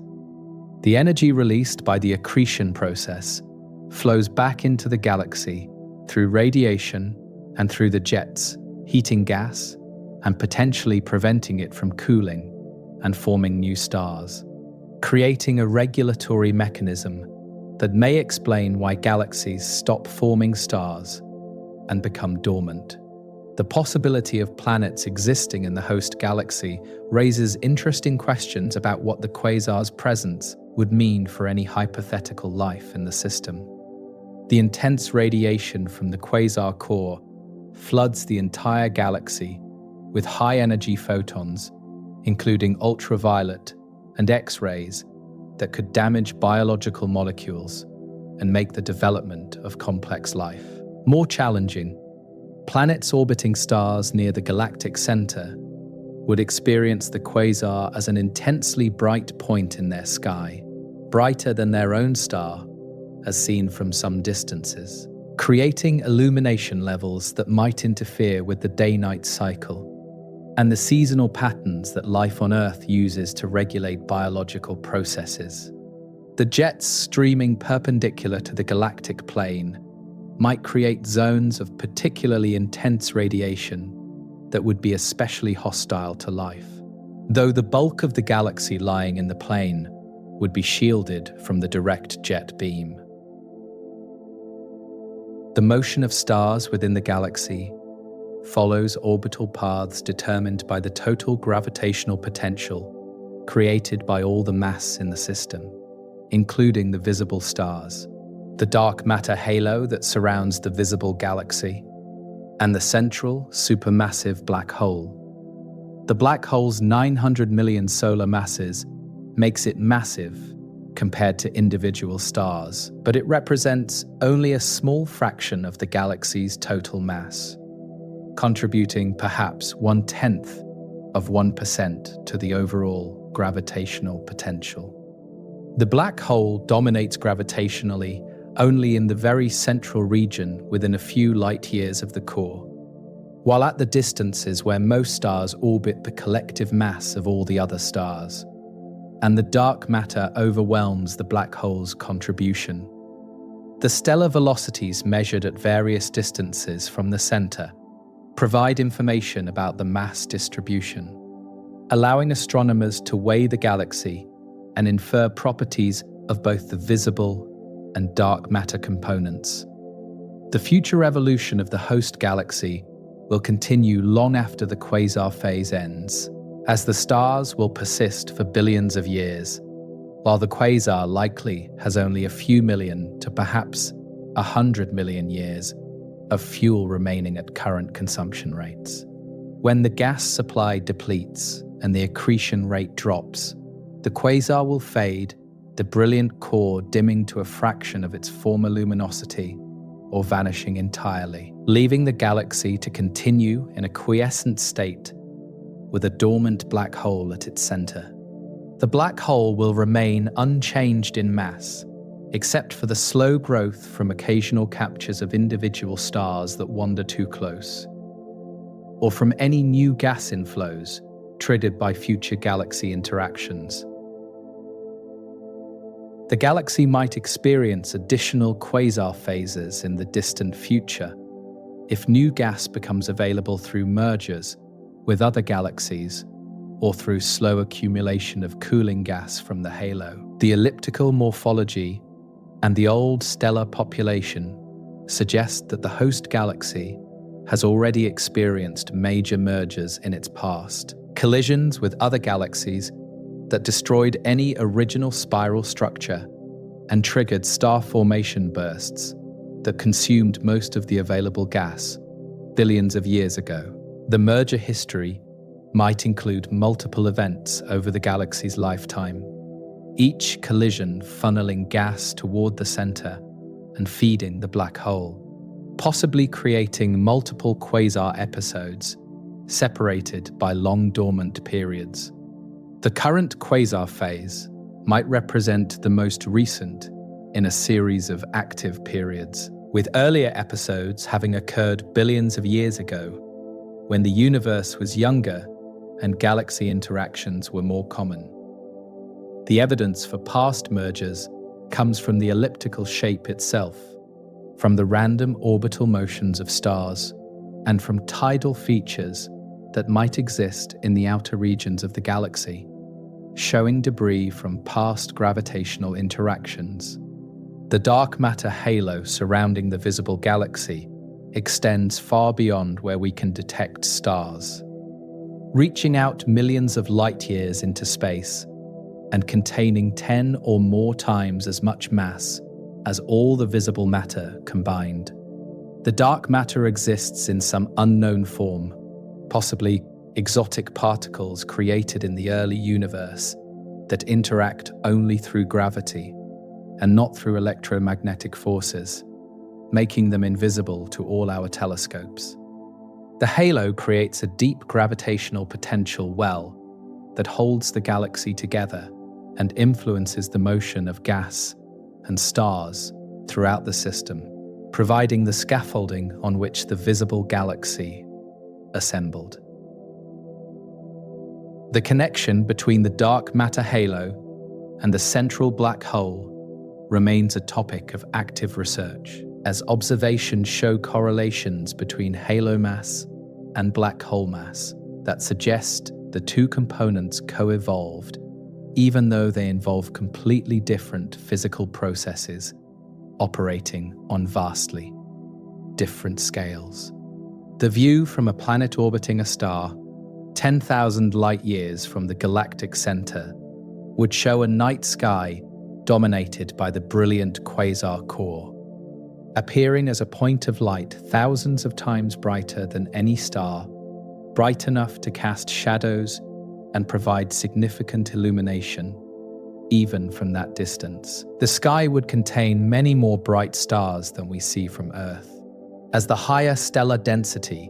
creates a richer stellar field, with first magnitude stars numbering in the thousands, rather than the few dozen we observe from our location. The Milky Way equivalent, the band of light created by stars in the galactic plane, would appear different or absent depending on the viewing location within an elliptical galaxy, where stars distribute more spherically. The overall impression would be of living in a much brighter night sky, one where true darkness never falls due to the combination of the quasar core, the dense stellar population, and the scattered light from all the sources creating a permanent twilight glow. And having understood the host galaxy as the container and fuel source for the quasar, recognizing its scale and structure and future, we now turn our attention to a different dimension of our exploration. The temporal dimension that connects us across the vast light travel time, separating our observation point from 3C273's location, understanding what it means to observe light that began its journey across space over 2 billion years ago. The light reaching us now from 3C273 began its journey across space 2,400,000,000 years ago, and understanding this temporal displacement requires contemplating both the distance light travels and the state of Earth when these particular photons departed from the quasar. The photons left the accretion disk when Earth was in the Proterozoic eon, specifically in the Paleoproterozoic or possibly the Mesoproterozoic era, depending on the exact timing. Periods when life consisted entirely of single-celled organisms, including bacteria and archaea and possibly early eukaryotic cells. No plants existed yet, no animals, no fungi, nothing multicellular, just microscopic life in the oceans creating stromatolites through bacterial mat formation and gradually transforming the atmosphere by producing oxygen as a waste product of photosynthesis. The continents occupied completely different positions than today, assembled into supercontinents that have since broken apart and reassembled multiple times through the operation of plate tectonics over the subsequent billions of years. The journey these photons undertook crossed the expanding universe, traveling through a cosmos that grew larger during the trip as space itself stretched, carrying distant galaxies farther apart and lengthening the wavelength of every photon in transit. The expansion means the distance the photons traveled exceeds 2.4 billion light-years, with the actual proper distance to 3C273 at the current moment measuring larger than the light travel distance due to the expansion that occurred during the photon's journey. The exact current distance depends on the expansion rate and how it has changed over cosmic history, but estimates place 3C273's current proper distance at approximately 3 billion light-years or more. The distinction between light travel distance and proper distance illustrates the complexity of distance measurement in an expanding universe where the separation between objects changes over time. The redshift of the light provides direct evidence of the expansion, as photons that left 3C273 with specific wavelengths arrive at Earth with those wavelengths stretched longer, shifted toward the red end of the spectrum by the expansion of space. Hydrogen emission lines that should appear at specific wavelengths in the laboratory show up at longer wavelengths when observed from 3C273, with the shift proportional to how much the universe expanded during the photon's travel time. The redshift value for 3C273 measures approximately 0.158, meaning wavelengths increased by about 15.8% during the journey. Modest compared to the most distant quasars known, but still significant and measurable with precise spectroscopy. The redshift allows astronomers to calculate the distance and the look-back time, linking the observed properties of the quasar to a specific epoch in cosmic history. The concept of look-back time transforms our observation into a window on the past, as we literally see the quasar as it existed in an earlier era of the universe, not as it exists in any absolute cosmic present. The current state of 3C2 HN73 remains hidden behind the light travel time delay, unknowable until enough time passes for light from that current state to complete the journey to our location. The quasar might have faded significantly in the intervening 2.4 billion years, the fuel supply depleted, the accretion disk gone, the black hole now dormant, and we would not know because the light carrying that information has not reached us yet. Alternatively, the quasar might have brightened, new gas inflows increasing the accretion rate, or the quasar might appear essentially unchanged, given the slow evolution typical of these systems. The uncertainty emphasizes that astronomical observation always involves temporal displacement for distant objects. More distant quasars visible in deep surveys show the universe at even earlier epochs, with some quasars observed at redshifts exceeding 7, meaning we see them as they existed when the universe was less than 1 billion years old. These distant quasars reveal that supermassive black holes existed remarkably early in cosmic history, already containing billions of solar masses, less than 1 billion years after the Big Bang,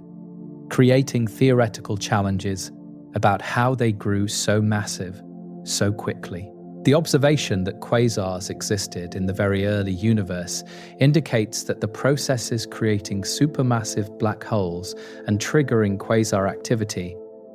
operated efficiently in the first billion years, possibly seeded by the direct collapse of massive gas clouds or by the rapid growth of black holes formed from the first generation of stars. The early quasars appear more numerous than they should be if black holes grew only through gradual accretion, suggesting either very rapid growth or alternative formation channels. The peak of quasar activity in the universe's history occurred roughly 10 to 11 billion years ago, at redshifts around 2 to 3, an epoch when the universe was 2 to 3 billion years old and entering a period of vigorous galaxy formation and interaction. Surveys counting quasars at different redshifts show that the number density peaked during this era, with more quasars existing per unit volume than at earlier or later times, indicating that conditions especially favored quasar activity during this epoch. The peak coincides with the peak of cosmic star formation, suggesting a connection between the processes feeding black holes and the processes creating stars, both requiring gas to be funneled into galaxies and their central regions. The subsequent decline in quasar numbers reflects the consumption and heating of gas supplies as galaxies aged, removing the fuel needed to sustain both high star formation rates and quasar activity. The decline continued to the present epoch, where quasars are relatively rare compared to dormant galaxies containing supermassive black holes that are not currently accreting at high rates. The Milky Way's central black hole, Sagittarius A star, exemplifies this dormant state, containing about 4 million solar masses, but accreting negligible amounts of material and producing minimal radiation compared to an active quasar. Most large galaxies in the nearby universe contain similar dormant black holes, evidence from their past active phases visible only through the extended radio structures or other fossils of previous activity. The transition from active to dormant happens when the fuel supply depletes, and the reverse transition from dormant to active requires new gas to reach the central regions, possible through galaxy mergers or other mechanisms that disturb the galaxy and drive inflows. The future collision between the Milky Way and the Andromeda Galaxy scheduled for approximately 4 billion years from now, might trigger a new active phase in one or both galaxies' central black holes, as the merger will disrupt both galaxy structures and send gas flowing toward the centers. The simulation of this collision suggests that the two black holes might eventually merge after the galaxies coalesce, creating a single larger black hole and potentially triggering a brief quasar phase during the merger process when gas inflows peak. Observers in that future era, if any exist, would witness a quasar core blazing at the center of the merged galaxy, possibly outshining all the hundreds of billions of stars formed from both original galaxies. The event will represent a replay of processes that occurred commonly in the earlier universe, when mergers were frequent and quasars lit up the cosmos in greater numbers. The timeline connecting the early universe through the quasar peak to the present decline and into the future shutdown illustrates that quasars represent a phase in galaxy evolution rather than a permanent state, temporary periods of brilliance punctuating longer dormant intervals. The phase lasts as long as fuel remains available, typically tens of millions to hundreds of millions of years per active episode, brief compared to galactic timescales of billions of years, but long enough to profoundly affect the host galaxy. The energy released during quasar phases contributes to heating the intergalactic medium, enriching it with heavy elements and regulating star formation in the host and possibly neighboring galaxies. The legacy of the quasar phase persists long after the black hole stops accreting, visible in the galaxy's structure, stellar populations, and chemical composition. The Earth that existed when 3C273's current light departed bore no resemblance to the modern world, lacking continents in their current positions, lacking oxygen-rich atmosphere in some scenarios, or having already developed oxygen in others, depending on the exact timing, lacking all the complex life that now covers the surface and fills the oceans. The 2.4 billion years that passed while the light traveled witnessed the evolution of eukaryotic cells, the development of sexual reproduction, the origin of multicellular life, the colonization of land by plants and animals, the rise and fall of countless species, including the dinosaurs, and eventually the emergence of humans and civilization. The light preserved in its wavelengths and intensity carries information about conditions at the quasar as they existed before any of this evolution occurred, creating a direct physical link between the distant past and the present moment of observation. And recognizing the temporal dimension helps us understand that 3C273 represents not just a place, but a particular moment in cosmic history, a snapshot of the universe as it was 2.4 billion years ago, joining the snapshots from even more distant quasars to create a panorama of cosmic evolution from the early universe through various epochs to the present, revealing how quasars lit up the young cosmos and gradually faded as the universe aged and galaxies consumed or expelled their gas supplies. And this recognition transitions us now to exploring the diversity among quasars by visiting briefly several other examples. Beyond 3C273, hundreds of thousands of other quasars scatter through the observable universe at various distances and epochs, each one showing similar fundamental physics, but displaying individual variations in brightness, distance, viewing angle, and environmental conditions. We depart briefly from our home base of 3C 273 to visit several notable examples, beginning with 3C 48, another entry in the third Cambridge catalogue that holds historical significance as the first quasar whose optical counterpart was identified, though its true nature remained mysterious until 3C 273 spectrum was properly interpreted.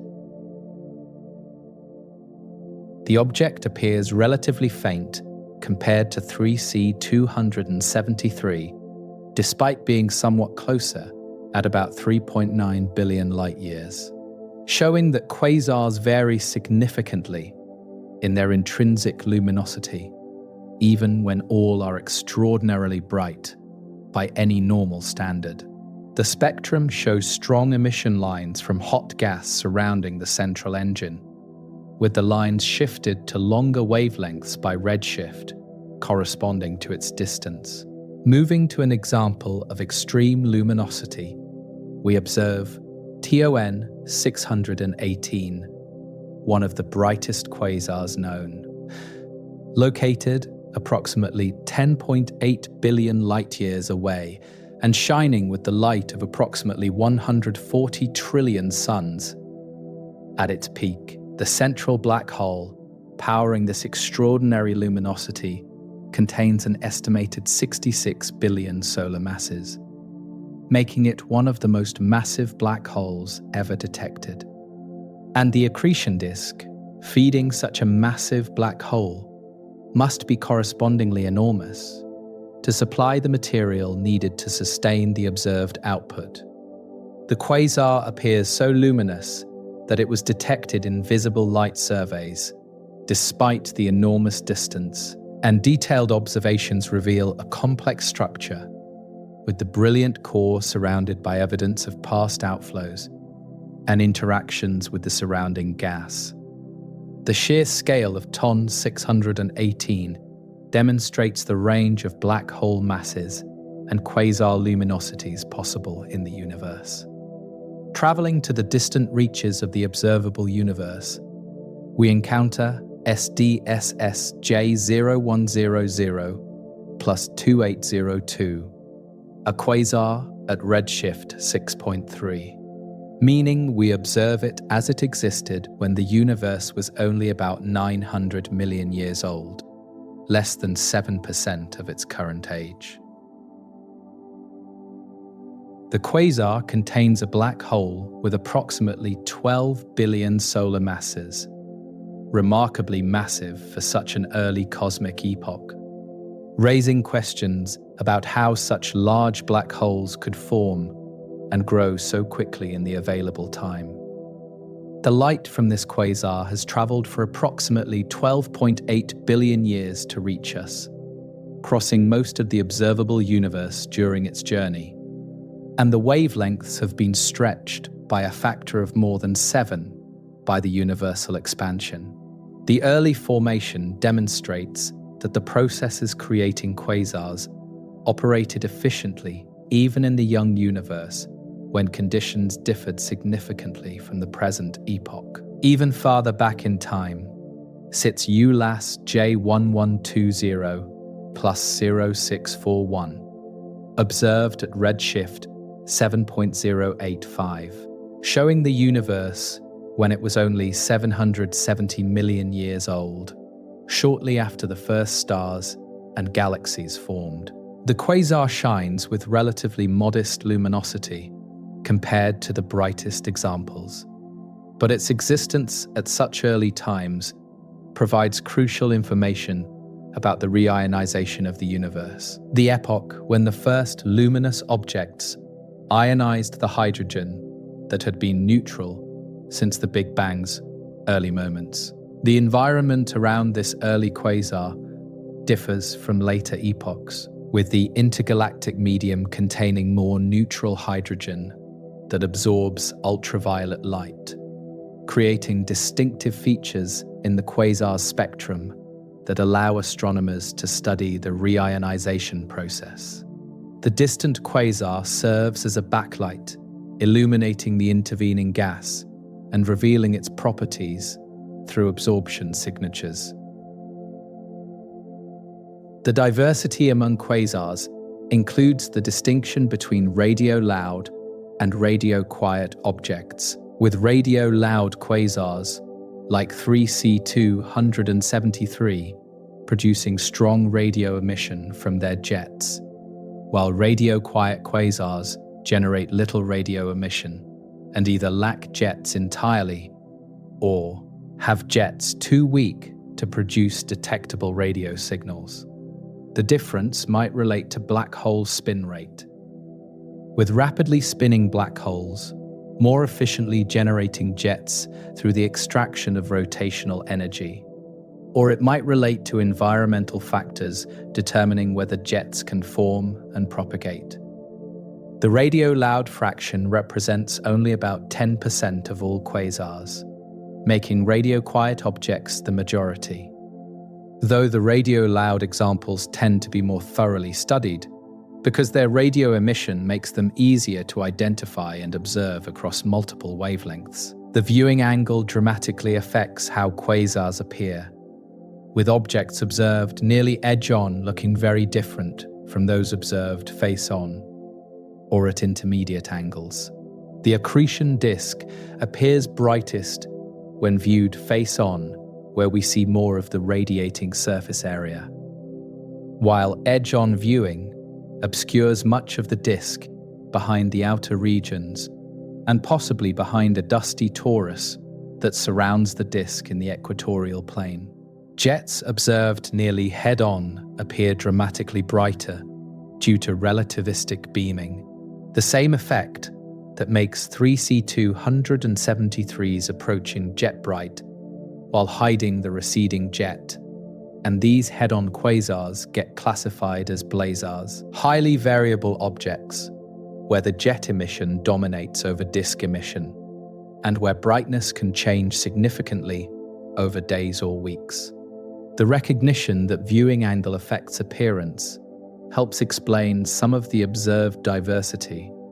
unifying objects that appear different but actually represent similar physics observed from different perspectives.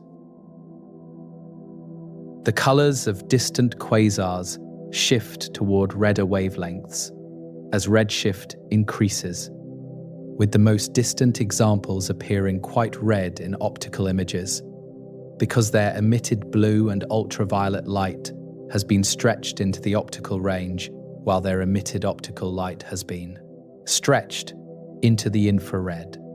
The color progression with distance creates a challenge for finding the most distant quasars, as they become faint in optical surveys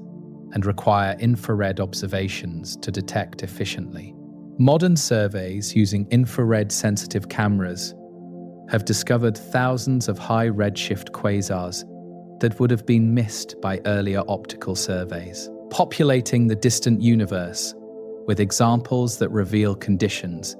in the first billion years after the Big Bang. The colors also provide a quick distance estimate, with redder quasars generally lying farther away,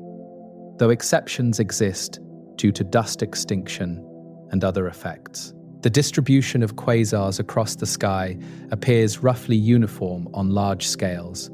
consistent with the cosmological principle that states the universe looks statistically similar in all directions, but shows clustering on smaller scales where quasars preferentially appear in regions of higher galaxy density. The clustering reflects the connection between quasars and massive galaxies, which themselves cluster, with both following the underlying distribution of dark matter that forms the cosmic web of filaments and voids. Surveys mapping millions of galaxies and thousands of quasars reveal this large-scale structure, showing how matter has organized into sheets and filaments surrounding vast empty voids, creating the foam-like pattern that characterizes the universe's matter distribution. The quasars serve as bright markers, highlighting the locations of massive galaxies in this structure. The numbers tell the story of discovery and cataloging, with the first quasars identified in the early 1960s, hundreds known by the 1980s, thousands by the 1990s, and now hundreds of thousands catalogued in modern surveys that systematically photograph and analyze the entire sky. The Sloan Digital Sky Survey and similar projects have automated the discovery process, using computers to identify candidate quasars from their colors and spectra, then confirming them with follow-up observations. The accumulation of large samples allows statistical studies of quasar properties, revealing how luminosity, black hole mass, and activity level depend on cosmic epoch and environment. The catalogues continue growing as surveys reach fainter limits and probe larger volumes of space, potentially approaching millions of known quasars as future missions like Euclid and the Nancy Grace Roman Space Telescope conduct their surveys. And having briefly toured this gallery of diverse quasars, from the historically significant to the extraordinarily distant, from the brightest to the earliest, understanding that each represents the same fundamental phenomenon of black hole accretion, viewed from different distances and angles and epochs. We return toward 3C273 while shifting our perspective to the historical dimension, exploring how these objects were discovered and how astronomers solved the mystery of what quasars actually are. The story of how astronomers discovered quasars and determined their nature unfolds through the 1960s as a classic scientific detective tale involving mysterious observations, confused interpretations, sudden insights, and gradual acceptance of ideas that initially seemed impossible. The mystery began in the late 1950s and early 1960s, when radio telescopes conducting the first systematic surveys of the sky discovered numerous bright radio sources whose nature remained unknown, objects emitting strong radio waves, but whose optical counterparts had not been identified. Radio astronomy at that time was relatively new, with the technology having been developed during and after World War II, and astronomers were still learning to interpret what the radio sky revealed about the universe's contents. The radio sources appeared scattered across the sky, with no obvious pattern, and without optical identifications, astronomers could not determine distances or understand what types of objects they represented. The breakthrough in identifying optical counterparts came when radio astronomers achieved sufficient precision in measuring source positions to enable optical astronomers to examine exactly the right spot in the sky with their telescopes. In 1960, astronomers identified the radio source 3C48 with what appeared to be a faint blue star, creating excitement because it seemed radio emission might be coming from a previously unknown type of stellar object. The spectrum of this supposed star showed emission lines indicating hot gas, but the lines appeared at wavelengths that did not match any known element or ionization state, creating a profound puzzle. Astronomers tried various interpretations, including exotic stellar atmospheres or unusual ionization conditions, but nothing fit the observations convincingly, and the object became known as one of the first quasi-stellar radio sources, or quasars, named for their star-like appearance. Additional objects with similar properties accumulated over the next few years, including 3C273, which was identified in 1962 when the source's radio emission was observed to be occulted by the Moon, an event that provided extremely precise positioning, allowing unambiguous optical identification. The 3C273 optical counterpart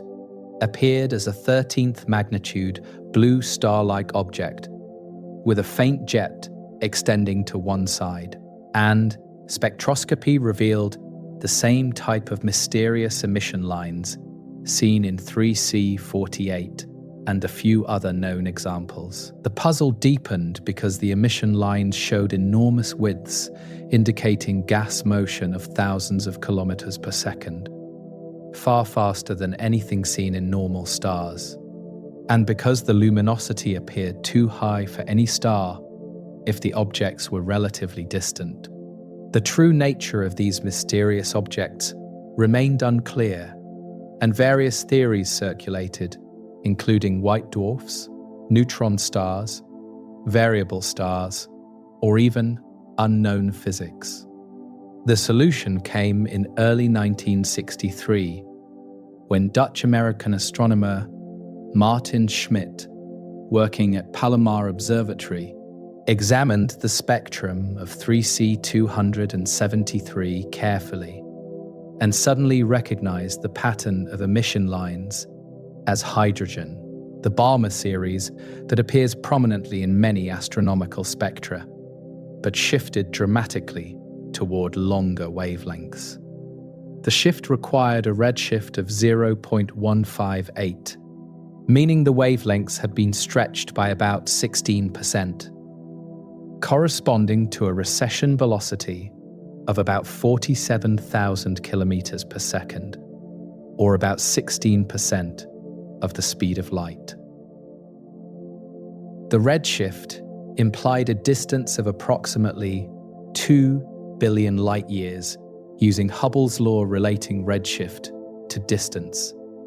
placing 3C273 far outside our galaxy and making it extraordinarily luminous to appear as bright as 13th magnitude from such enormous distance. The realization transformed the object from a mysterious nearby star into a distant galaxy core, shining with the light of trillions of suns. The announcement in February 1963 created immediate excitement and some skepticism in the astronomical community, as the implied luminosity seemed almost impossible to achieve with any known energy source. Schmidt's interpretation explained the mysterious spectral lines elegantly, with other known quasars quickly being reanalyzed and found to have even larger redshifts, some exceeding 1 or 2, placing them at cosmological distances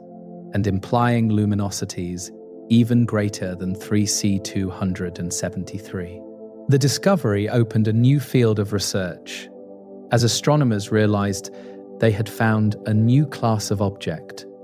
the most luminous things in the universe, and began intensive observational campaigns to find more examples and understand their nature. The quasar phenomenon challenged theoretical astrophysics to explain how such extraordinary energy output could be sustained, leading to intensive theoretical work throughout the 1960s. The question of what could power a quasar occupied theorists for several years, with various mechanisms proposed, including intense star formation, collisions between stars, exotic physics, and eventually, black hole accretion. The star formation and collision ideas failed to provide enough energy over the required timescales, and exotic physics seemed unnecessarily speculative when conventional physics might suffice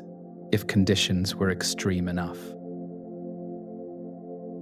The black hole accretion model emerged gradually as the most viable explanation, with theorists including Yakov Zeldovich and Edwin Salpeter and Donald Lyndon Bell demonstrating that material falling into a supermassive black hole could convert a significant fraction of its mass into energy providing the enormous power output that quasars require. The accretion model predicted many of the observed properties, including the blue color from the hot accretion disk, the emission lines from gas heated and illuminated by the disk, and the radio emission from jets if magnetic fields extracted rotational energy from spinning black holes. The acceptance of the black hole model occurred gradually through the 1970s and 80s, as observations accumulated supporting its predictions, and as alternative models failed to explain the full range of observed properties. The discovery that quasars showed rapid variability, changing brightness on timescales of months or even days, provided strong evidence for compact central engines because the size of the emitting region cannot exceed the distance light travels during the variability timescale. Variability on month timescales implies sizes smaller than a light month, far smaller than entire galaxies, and consistent with emission from accretion disks around supermassive black holes. The detection of host galaxies surrounding quasars confirmed they were galactic nuclei rather than separate objects, and the measurement of black hole masses through various techniques showed values of millions to billions of solar masses, as the accretion model predicted. The recognition that many nearby galaxies contain supermassive black holes at their centers, often dormant with minimal current accretion, provided the final confirmation that quasars represent an active phase in the evolution of galactic nuclei rather than exotic objects fundamentally different from normal galaxies. Our own Milky Way's central black hole, discovered through tracking stellar orbits near the galactic center, contains 4 million solar masses and occasionally accretes small amounts of material, producing faint activity, demonstrating the connection between quasars and normal galaxies. The realization that most or all large galaxies contain central black holes, and that these black holes were likely much more active in the past, when gas supplies were greater unified quasar science with. Galactic astronomy, showing that quasars represent an important phase in galaxy evolution that shaped the properties of galaxies throughout the universe. The human element in this discovery process deserves recognition. As individual astronomers worked for years to solve the puzzle, sometimes pursuing ideas that turned out incorrect, but contributing to the eventual solution through ruling out alternatives. Martin Schmidt's insight in recognizing the shifted hydrogen lines came through patient examination of spectra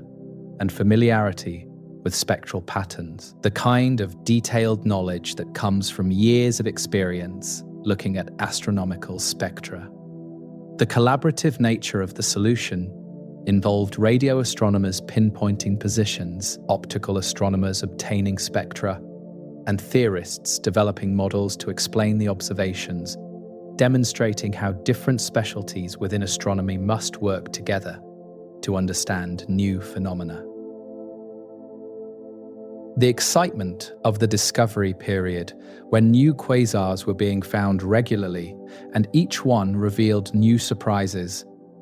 created a golden age of quasar research that continued through the following decades. And understanding how quasars were discovered and how their nature was gradually revealed through careful observation and insight transforms them from abstract objects into historical phenomena. Things that humans worked to understand through application of scientific method and human ingenuity.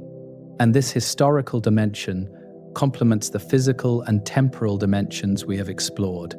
together building a complete picture of what quasars are and how they fit into cosmic evolution. The population of quasars throughout cosmic history shows a clear rise and fall pattern, with few or no quasars existing in the very early universe before the first black holes formed a gradual increase in quasar numbers as black holes grew and galaxies acquired gas. A peak roughly 10 to 11 billion years ago, when conditions optimally favored quasar activity, and a subsequent decline to the present, where quasars are rare and most black holes sit dormant. The evolutionary sequence reflects the changing conditions in the universe as it aged, particularly the availability of gas to feed black holes, and the frequency of galaxy mergers that funnel gas to galactic centers. Understanding this evolution requires looking at the universe at different epochs through observing quasars at different redshifts,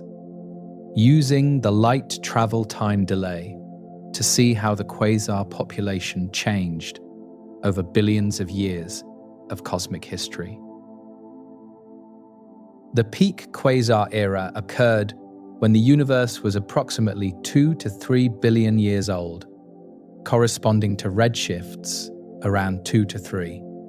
an epoch when galaxies were smaller and gas-richer than today, and when merger rates were higher due to the denser packing of galaxies in the younger universe. Surveys that count quasars at different redshifts find the maximum number density per unit volume at these redshifts, with more quasars existing then than at earlier or later times. The galaxies of this era were actively forming stars at high rates, consuming their gas supplies to create the stellar populations we see in present-day galaxies. And the same gas reservoirs that fed star formation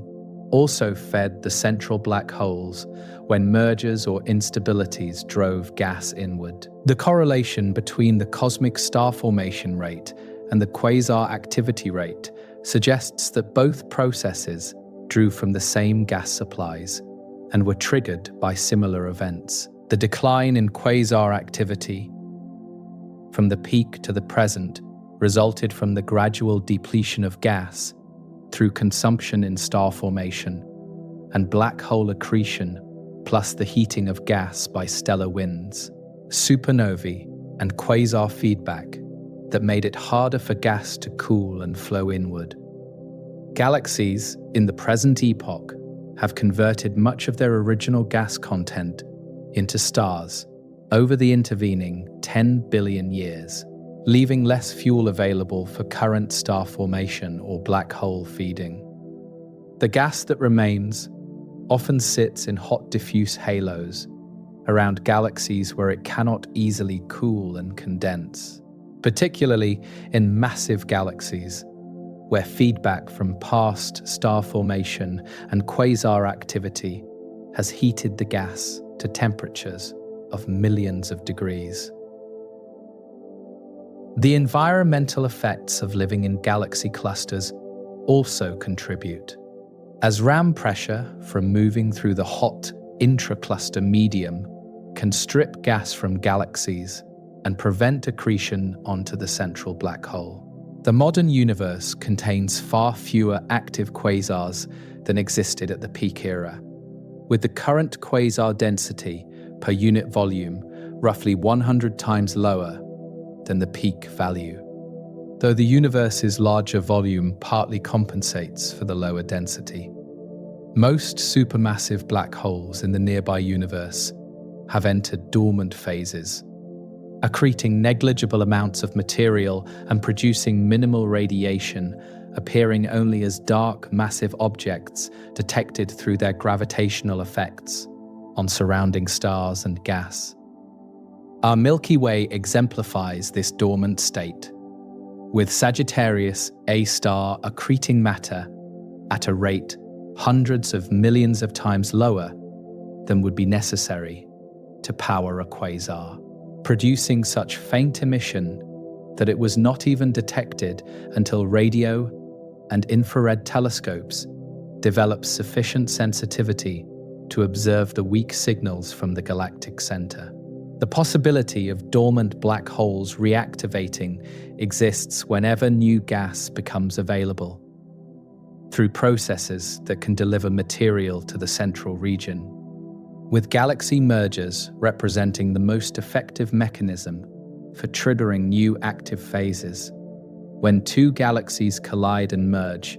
their gas content gets disrupted and compressed, losing angular momentum through gravitational torques and shocks, allowing large amounts to flow toward the center, where the merging black holes accrete it. The merger also brings the two black holes together, eventually resulting in a binary black hole system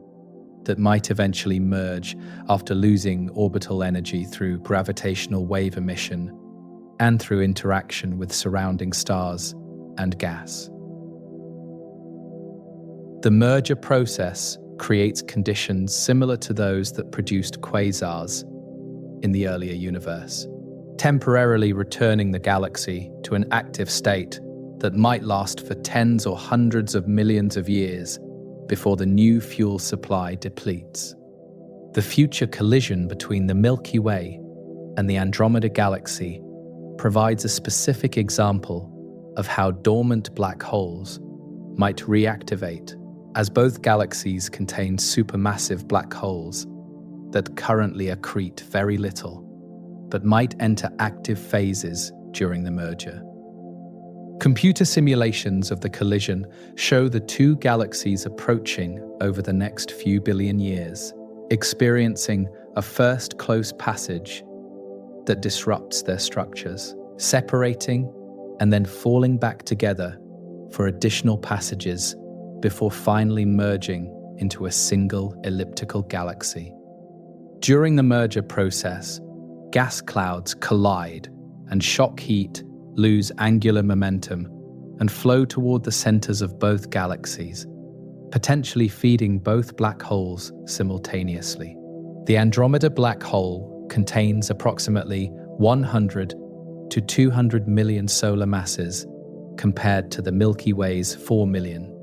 suggesting it might dominate the activity if both become active, though both could potentially shine as quasars for a period during peak inflow. The eventual merger of the two black holes after the galaxies coalesce will create a single larger black hole containing the combined mass, approximately 100 to 200 million solar masses from Andromeda, plus 4 million from the Milky Way, settling to the center of the merged galaxy, where it will remain indefinitely, barring future mergers. The merger might be accompanied by gravitational wave emission when the two black holes spiral together in the final stages, producing signals potentially detectable by future space-based gravitational wave observatories, if they are operational when the event occurs billions of years from now. The merged black hole will then enter another dormant phase once the merger-triggered gas inflows cease, sitting quietly at the center of the remnant elliptical galaxy, unless future gas delivery through cooling flows or minor mergers triggers additional activity. The long-term future of quasar activity in the universe extends trillions of years into the future, but at ever-decreasing rates as gas supplies dwindle and galaxies age beyond their active phases. Star formation will gradually cease throughout the universe as gas gets consumed or expelled or locked up in stellar remnants. And without star formation or active gas clouds, the fuel for black hole accretion will become scarce. Occasional mergers between gas-poor galaxies might still trigger brief episodes of activity as stars get tidally disrupted and captured by the merged black hole. But these events will produce far less luminous emission than the gas-rich quasars of the peak era. Eventually, in the far future, when the universe has expanded enormously and most galaxies have merged into giant ellipticals within their local groups, while other groups recede beyond reach, quasar activity will effectively cease and black holes will sit dormant forever, barring the incredibly slow Hawking evaporation that might operate on incomprehensibly long timescales. The recognition that quasars represent a temporary phase rather than a permanent state transforms our understanding of galaxy evolution, showing that most galaxies likely experienced quasar phases in their past when conditions favored black hole feeding. The fossil record of these past active phases appears in the radio structure surrounding many nearby galaxies, showing extended lobes and jets from previous episodes of activity, now faded as the central engines shut down. The supermassive black holes themselves represent another fossil, massive objects that could only have grown through sustained accretion, requiring phases of quasar-level activity to accumulate billions of solar masses. The correlations between black hole mass and host galaxy properties, including stellar velocity dispersion and bulge mass, suggest that black hole growth and galaxy growth occurred together, possibly regulated by feedback, where quasar energy output limited how much gas could cool and form stars. The life cycle pattern from dormancy through triggering to active phase to quenching and back to dormancy creates a rhythm in galaxy evolution, with individual galaxies potentially experiencing multiple cycles separated by hundreds of millions or billions of years. Each cycle reshapes the galaxy's structure, consuming gas, heating remaining gas, creating stellar populations during merger-triggered starbursts, and driving winds and outflows that affect regions far beyond the galactic core. The cumulative effect of multiple cycles over cosmic history produces the galaxy population we observe today, with gas-poor ellipticals possibly having experienced more numerous or more intense quasar phases, while gas-rich spirals have experienced fewer or weaker phases. The quasar era represents not a single event, but a collection of episodes affecting different galaxies at different times, creating the observed population evolution where the number of active quasars peaked when conditions generally favored activity, but individual galaxies turned on and off according to their specific circumstances. And understanding this evolutionary context, seeing quasars as part of the life cycle of galaxies, rather than as exotic, isolated phenomena, provides the framework for recognizing their importance in shaping the universe we observe, leading us to consider next what quasars teach us about physics, about galaxies, about the universe's history, synthesizing the scientific significance of these extraordinary objects. The scientific value of studying quasars extends far beyond mere cataloguing of bright distant objects, reaching into fundamental questions about black hole physics, galaxy evolution, cosmic structure, and the history of the universe from the first billion years to the present epoch. Quasars provide unique laboratories for testing physical theories under conditions impossible to replicate on Earth, or to study in less extreme cosmic environments, offering insights into how matter behaves in strong gravitational fields, how energy release can achieve such extraordinary efficiency, and how feedback from central engines affects entire galaxies. The accessibility of quasars through electromagnetic radiation, particularly light and radio waves, allows detailed study despite the enormous distances, with modern telescopes collecting enough photons to measure spectra, variability, and structure with remarkable precision. The confirmation that supermassive black holes exist and occupy the centers of most or all large galaxies came partly through quasar studies. As the luminosity and compactness of quasars require the efficient energy conversion that only black hole accretion can provide. Alternative energy sources, including nuclear fusion and gravitational potential energy from stellar collisions, fail to match the observed energy output over the required timescales, while accretion onto black holes naturally explains both the luminosity and the rapid variability seen in many quasars. The black holes powering quasars span a range of masses from millions to tens of billions of solar masses, with the most massive examples like TON 600 and 18's 66 billion solar mass black hole, representing the extreme end of what the universe creates. The mass measurements come from multiple techniques, including reverberation mapping that measures the size of the broad emission line region and combines it with velocity measurements to calculate mass. Through Keplerian dynamics, testing general relativity and strong field regimes benefits from quasar observations, particularly those examining the innermost regions, where the gravitational field approaches the maximum possible strength before the event horizon is reached. The warping of spacetime near black holes creates observable effects, including gravitational redshift, where photons lose energy climbing out of the potential well, frame dragging, where rotating black holes twist spacetime around them, and gravitational lensing, where light paths bend in curved space. The broad ion emission lines, observed in many quasar X-ray spectra, show characteristic shapes determined by the combined effects of Doppler shifts from orbital motion, gravitational redshift from deep in the potential well, and special relativistic beaming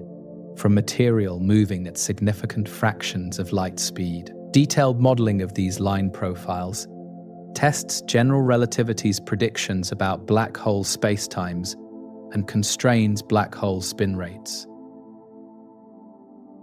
The role of black holes in galaxy evolution became clear through quasar studies, as the energy released during accretion and the mechanical power carried by jets deposit enormous amounts of energy and momentum into the surrounding galaxy and beyond. The feedback affects star formation by heating gas and preventing it from cooling and condensing into new stars, explaining why massive galaxies appear red and dead with minimal ongoing star formation despite containing large amounts of hot gas in their halos. The correlation between black hole mass and stellar velocity dispersion in galaxy bulges suggests co-evolution, with black hole growth and stellar mass assembly proceeding together, possibly through feedback that regulates both processes. Quasar winds and jets detected through blue-shifted absorption lines reach velocities of thousands of kilometers per second and carry enough energy to unbind gas from galaxies, creating the mechanism through which quasars might quench themselves by removing their own fuel supply. The chemical enrichment of the universe receives contributions from quasar-driven outflows, as the winds and jets carry not just primordial hydrogen and helium, but also heavy elements synthesized in stars and expelled by supernovae before being swept up by the black hole's gravitational influence. The outflows deposit these metals into the circumgalactic medium and intergalactic medium, spreading them across millions of light years and contributing to the gradual enrichment of intergalactic space with elements heavier than helium. The metal content of the intergalactic medium, measured through absorption lines in quasar spectra, where background quasars shine through foreground gas clouds, shows evidence for this enrichment process, with metals detected even in low-density regions far from galaxies. The contribution from quasars supplements the enrichment from stellar winds and supernovae, with both processes working together to distribute the products of stellar nucleosynthesis throughout the universe. The study of cosmic expansion and the universe's large-scale structure utilizes quasars as distant markers, with their precisely measurable redshifts providing distance indicators that map the universe's expansion history. The relationship between redshift and distance depends on the expansion rate and how it has changed over cosmic time, determined by the matter and energy content of the universe, including dark matter and dark energy. Large surveys measuring thousands of quasar redshifts and positions map the three-dimensional distribution of matter across billions of light years, revealing the cosmic web of filaments and voids that characterize large-scale structure. The clustering pattern of quasars follows the underlying dark matter distribution, with quasars preferentially appearing in massive dark matter halos, where galaxies and galaxy groups reside. And the clustering strength provides information about dark matter properties and the growth of structure over cosmic time. The intergalactic medium becomes accessible to study through quasar absorption line spectroscopy, where the spectrum of a background quasar shows absorption features created when the light passes through intervening clouds of gas at various distances between the quasar and Earth. Each cloud creates absorption at wavelengths corresponding to its redshift, with closer clouds creating absorption at longer wavelengths and more distant clouds at shorter wavelengths due to the increasing cumulative effect of cosmic expansion. The forest of absorption lines visible in quasar spectra,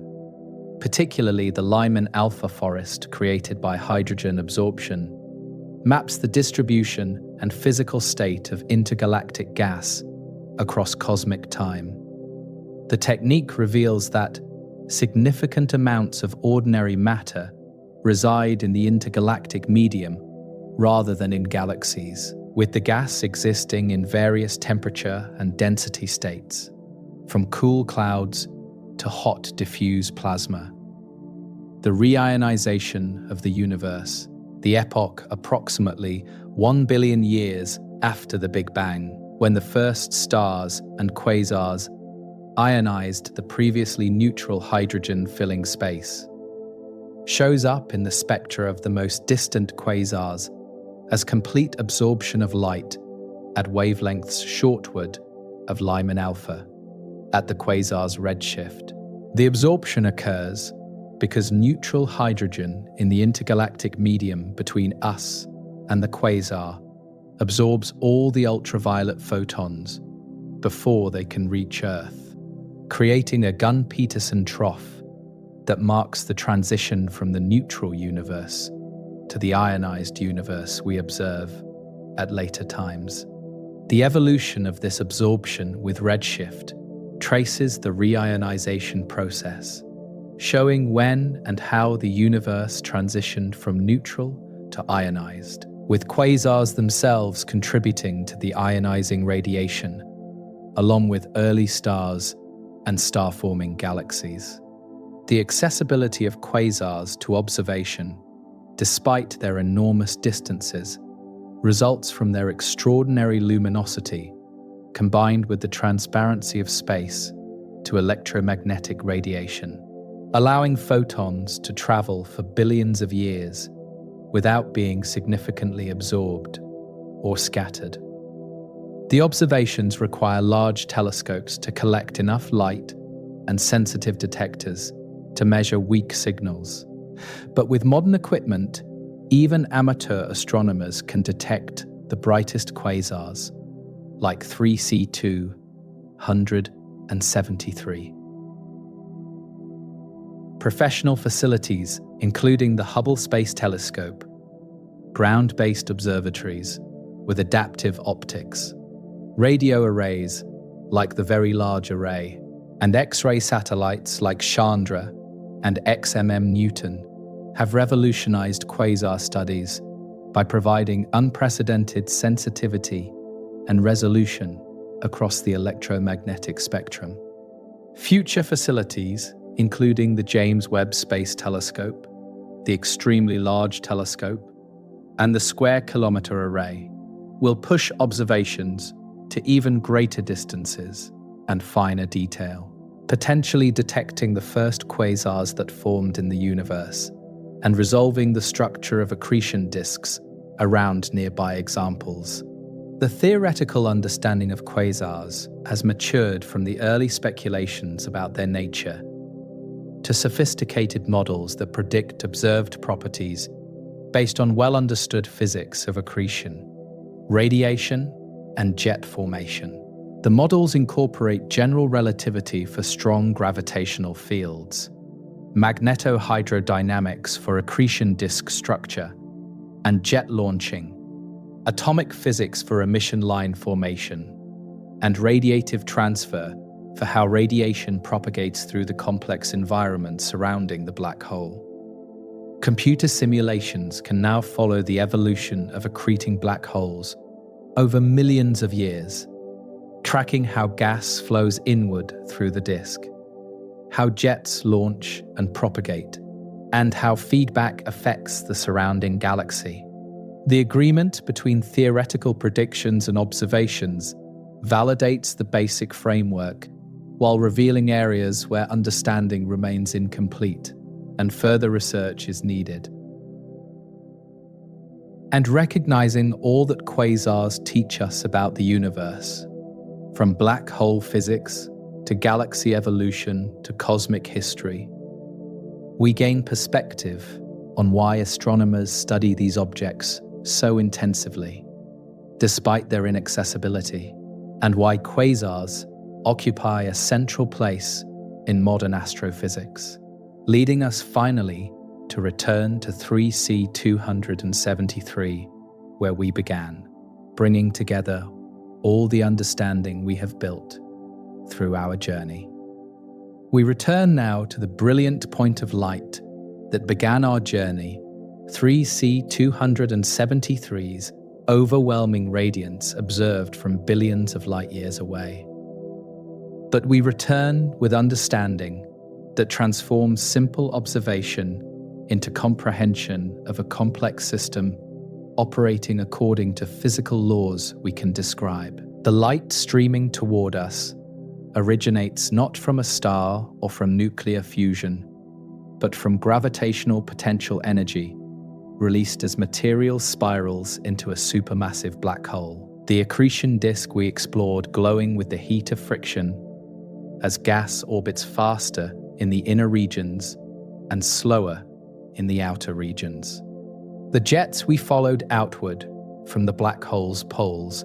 carry energy across 100,000 light-years of space, launching from magnetic fields twisted by the spinning black hole and terminating in bright hotspots where the relativistic beams impact surrounding gas. The host galaxy surrounding all this brilliance contains hundreds of billions of stars, completely overwhelmed by the tiny central engine, a giant elliptical system that will persist long after the quasar phase ends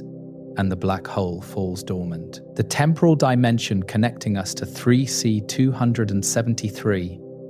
means we observe the quasar as it existed 2.4 billion years ago,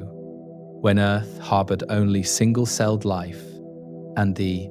continents occupied completely different positions than today. The photons traveling across expanding space for that entire duration carry information about conditions at the quasar during that distant epoch, preserving a snapshot of the past that we decode through spectroscopy and imaging. The quasar's current state remains hidden behind the light travel time delay, unknowable for now, possibly changed dramatically or possibly appearing essentially similar depending on whether the fuel supply has depleted or continues feeding the black hole at rates comparable to the past. The same temporal displacement affects all astronomical observation of distant objects, turning our telescopes into time machines that look backward through cosmic history. The understanding built through our journey transforms 3C 273 from an abstract bright point into a specific place with specific components. A 900 million solar mass black hole surrounded by an accretion disk measuring light weeks across, launching jets that extend for hundreds of thousands of light years, all embedded in a massive elliptical galaxy at a distance of 2.4 billion light years in the constellation Virgo. The quasar represents one example among hundreds of thousands of similar objects scattered through the observable universe at various distances and epochs together, creating a population that traces the history of black hole accretion from the first billion years after the Big Bang through the peak quasar era 10 to 11 billion years ago to the present, when most black holes sit dormant and quasars have become rare. The individual story of 3C 273 connects to the broader story of cosmic evolution, galaxy formation, and the role of supermassive black holes in shaping galactic properties. The science we can do with 3C 273 and quasars generally extends from testing general relativity in strong gravitational fields to mapping the large-scale structure of the universe, from understanding how galaxies evolve to probing the intergalactic medium through absorption spectroscopy, from studying jet physics to measuring cosmic expansion. Each application draws on the unique properties quasars offer, including their extraordinary luminosity that makes them visible across cosmic distances, their compact size that allows detailed study of regions near black hole event horizons, and their distribution through space and time that provides sampling of the universe across different epochs. The observations accumulate in archives where future researchers can reanalyze data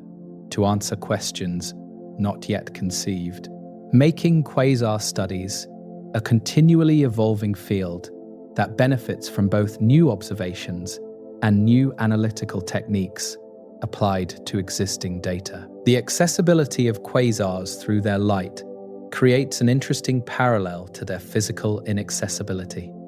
as we can study them in remarkable detail through photons that traveled billions of years to reach us. Yet we cannot visit them or sample their environment directly. The light carries information encoded in its wavelength, intensity, polarization, and timing, all of which we can measure with appropriate instruments, building a comprehensive picture from indirect evidence. The same techniques that reveal 3C 273's properties work for quasars throughout the universe, with more distant examples requiring larger telescopes and longer integration times, but yielding fundamentally similar data that allow the same types of analysis. The universality of physical law means that processes occurring in 3C 273 operate identically to processes in the most distant quasars,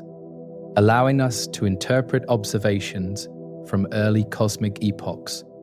using physics we understand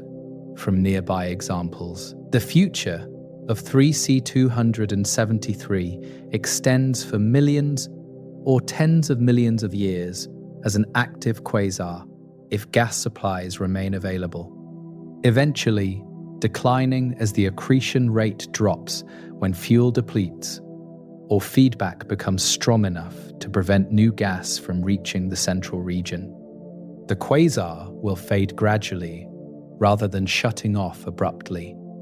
with the luminosity declining as less material falls into the black hole per unit time, until eventually the brilliant core dims to the point where the host galaxy's stellar light becomes visible without requiring careful masking of the central point. The jets will weaken and eventually cease as the black hole accretion rate falls below the threshold needed to maintain the magnetic fields and particle acceleration required for jet launching. The black hole will remain unchanged except for the modest additional mass accreted during the final stages of the quasar phase, settling into dormancy while the galaxy continues its slow evolution through stellar aging and possible future merger events. The legacy of the quasar phase will persist in the galaxy's structure and chemical composition even after activity ceases, with the energy deposited by past feedback having shaped the distribution of gas and influenced star formation history. The heavy elements synthesized in stars and expelled by the quasar's winds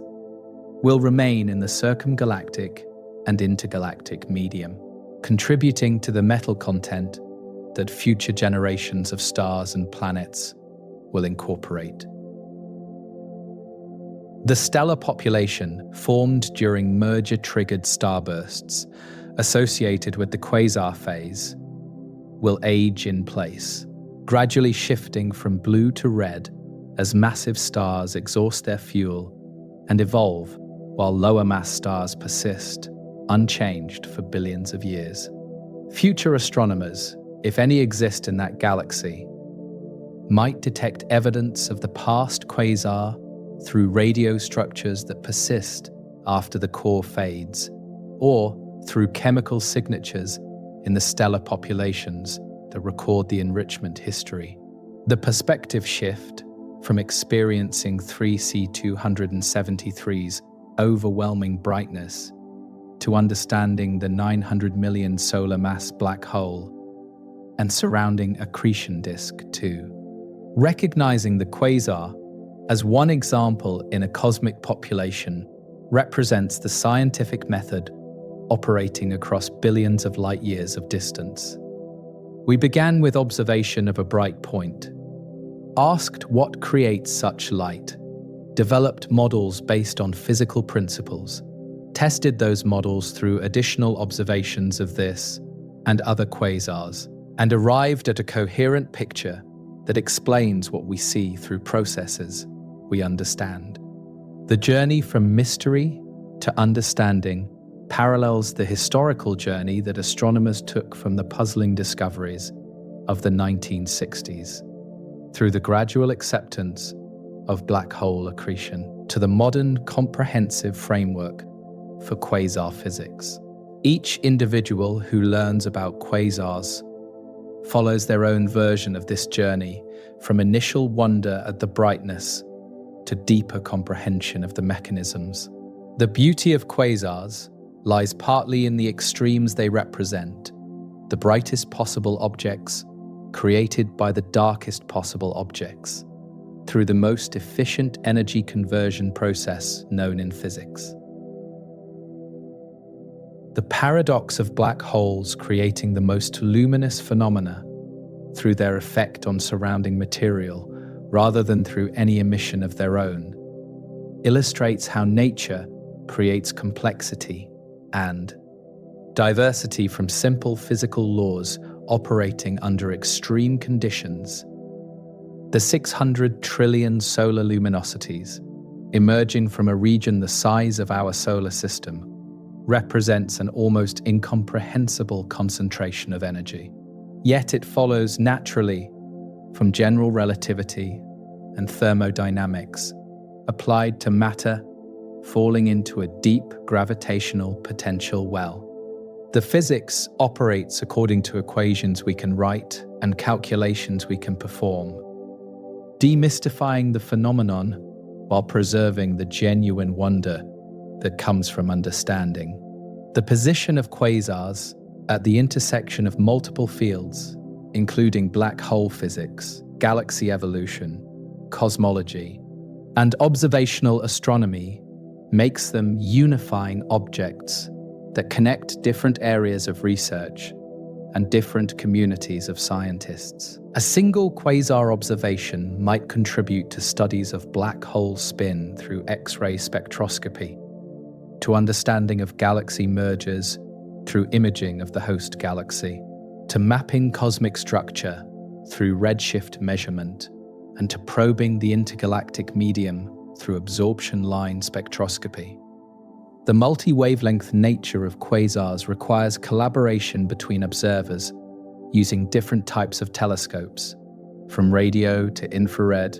to optical to X-ray, each wavelength revealing different aspects of the system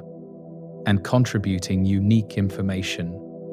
The synthetic picture emerging from combining all wavelengths exceeds what any single observation could provide,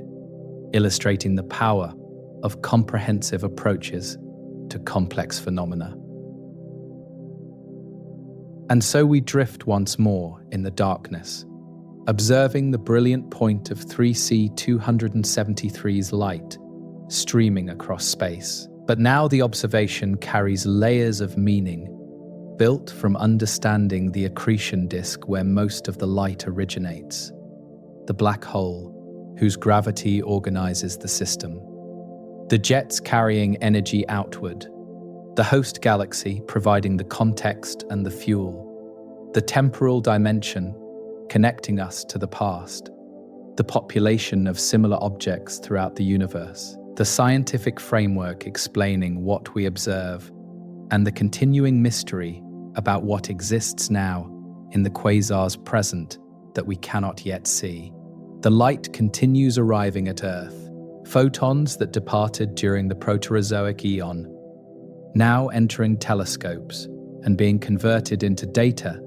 that expands our knowledge, each observation adding fractionally to the accumulated understanding, while thousands of other quasars throughout the universe continue their own evolution, unobserved and unknown. Each one representing a galaxy hosting a supermassive black hole, currently feeding on available gas and releasing energy that floods its environment with radiation and drives jets into intergalactic space. The journey through 3C2, HS73, and the world of quasars completes here with the recognition that these extraordinary objects exist throughout the universe at all accessible epochs, that they represent temporary phases in galaxy evolution when conditions favor rapid black hole accretion, that they teach us fundamental physics and cosmic history through their observable properties, and that they will gradually fade from the universe as gas supplies deplete and galaxies age beyond their active phases, leaving behind the dormant black holes and evolved stellar populations as fossils of former brilliance. The universe continues its expansion, carrying distant quasars farther away,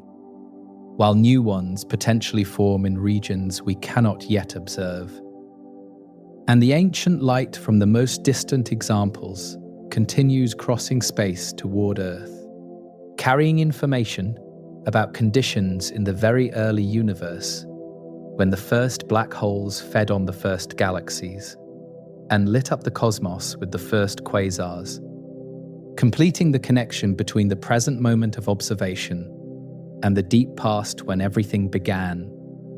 linking us through light across billions of years of time to the brightest objects the universe creates, where darkness and brilliance combine to outshine 600 trillion suns, where the impossible becomes routine through gravity's power, where we find the quasars continuing their ancient shining beneath distant skies, in far regions of space and time, waiting for their light to complete its journey across the expanding cosmos, bringing knowledge of the past to observers in the present, creating understanding from observation, building science from curiosity, offering wonder through comprehension, and allowing rest through the gentle contemplation of cosmic majesty, existing far beyond our reach, but accessible through the light that connects all things across the vast and patient darkness.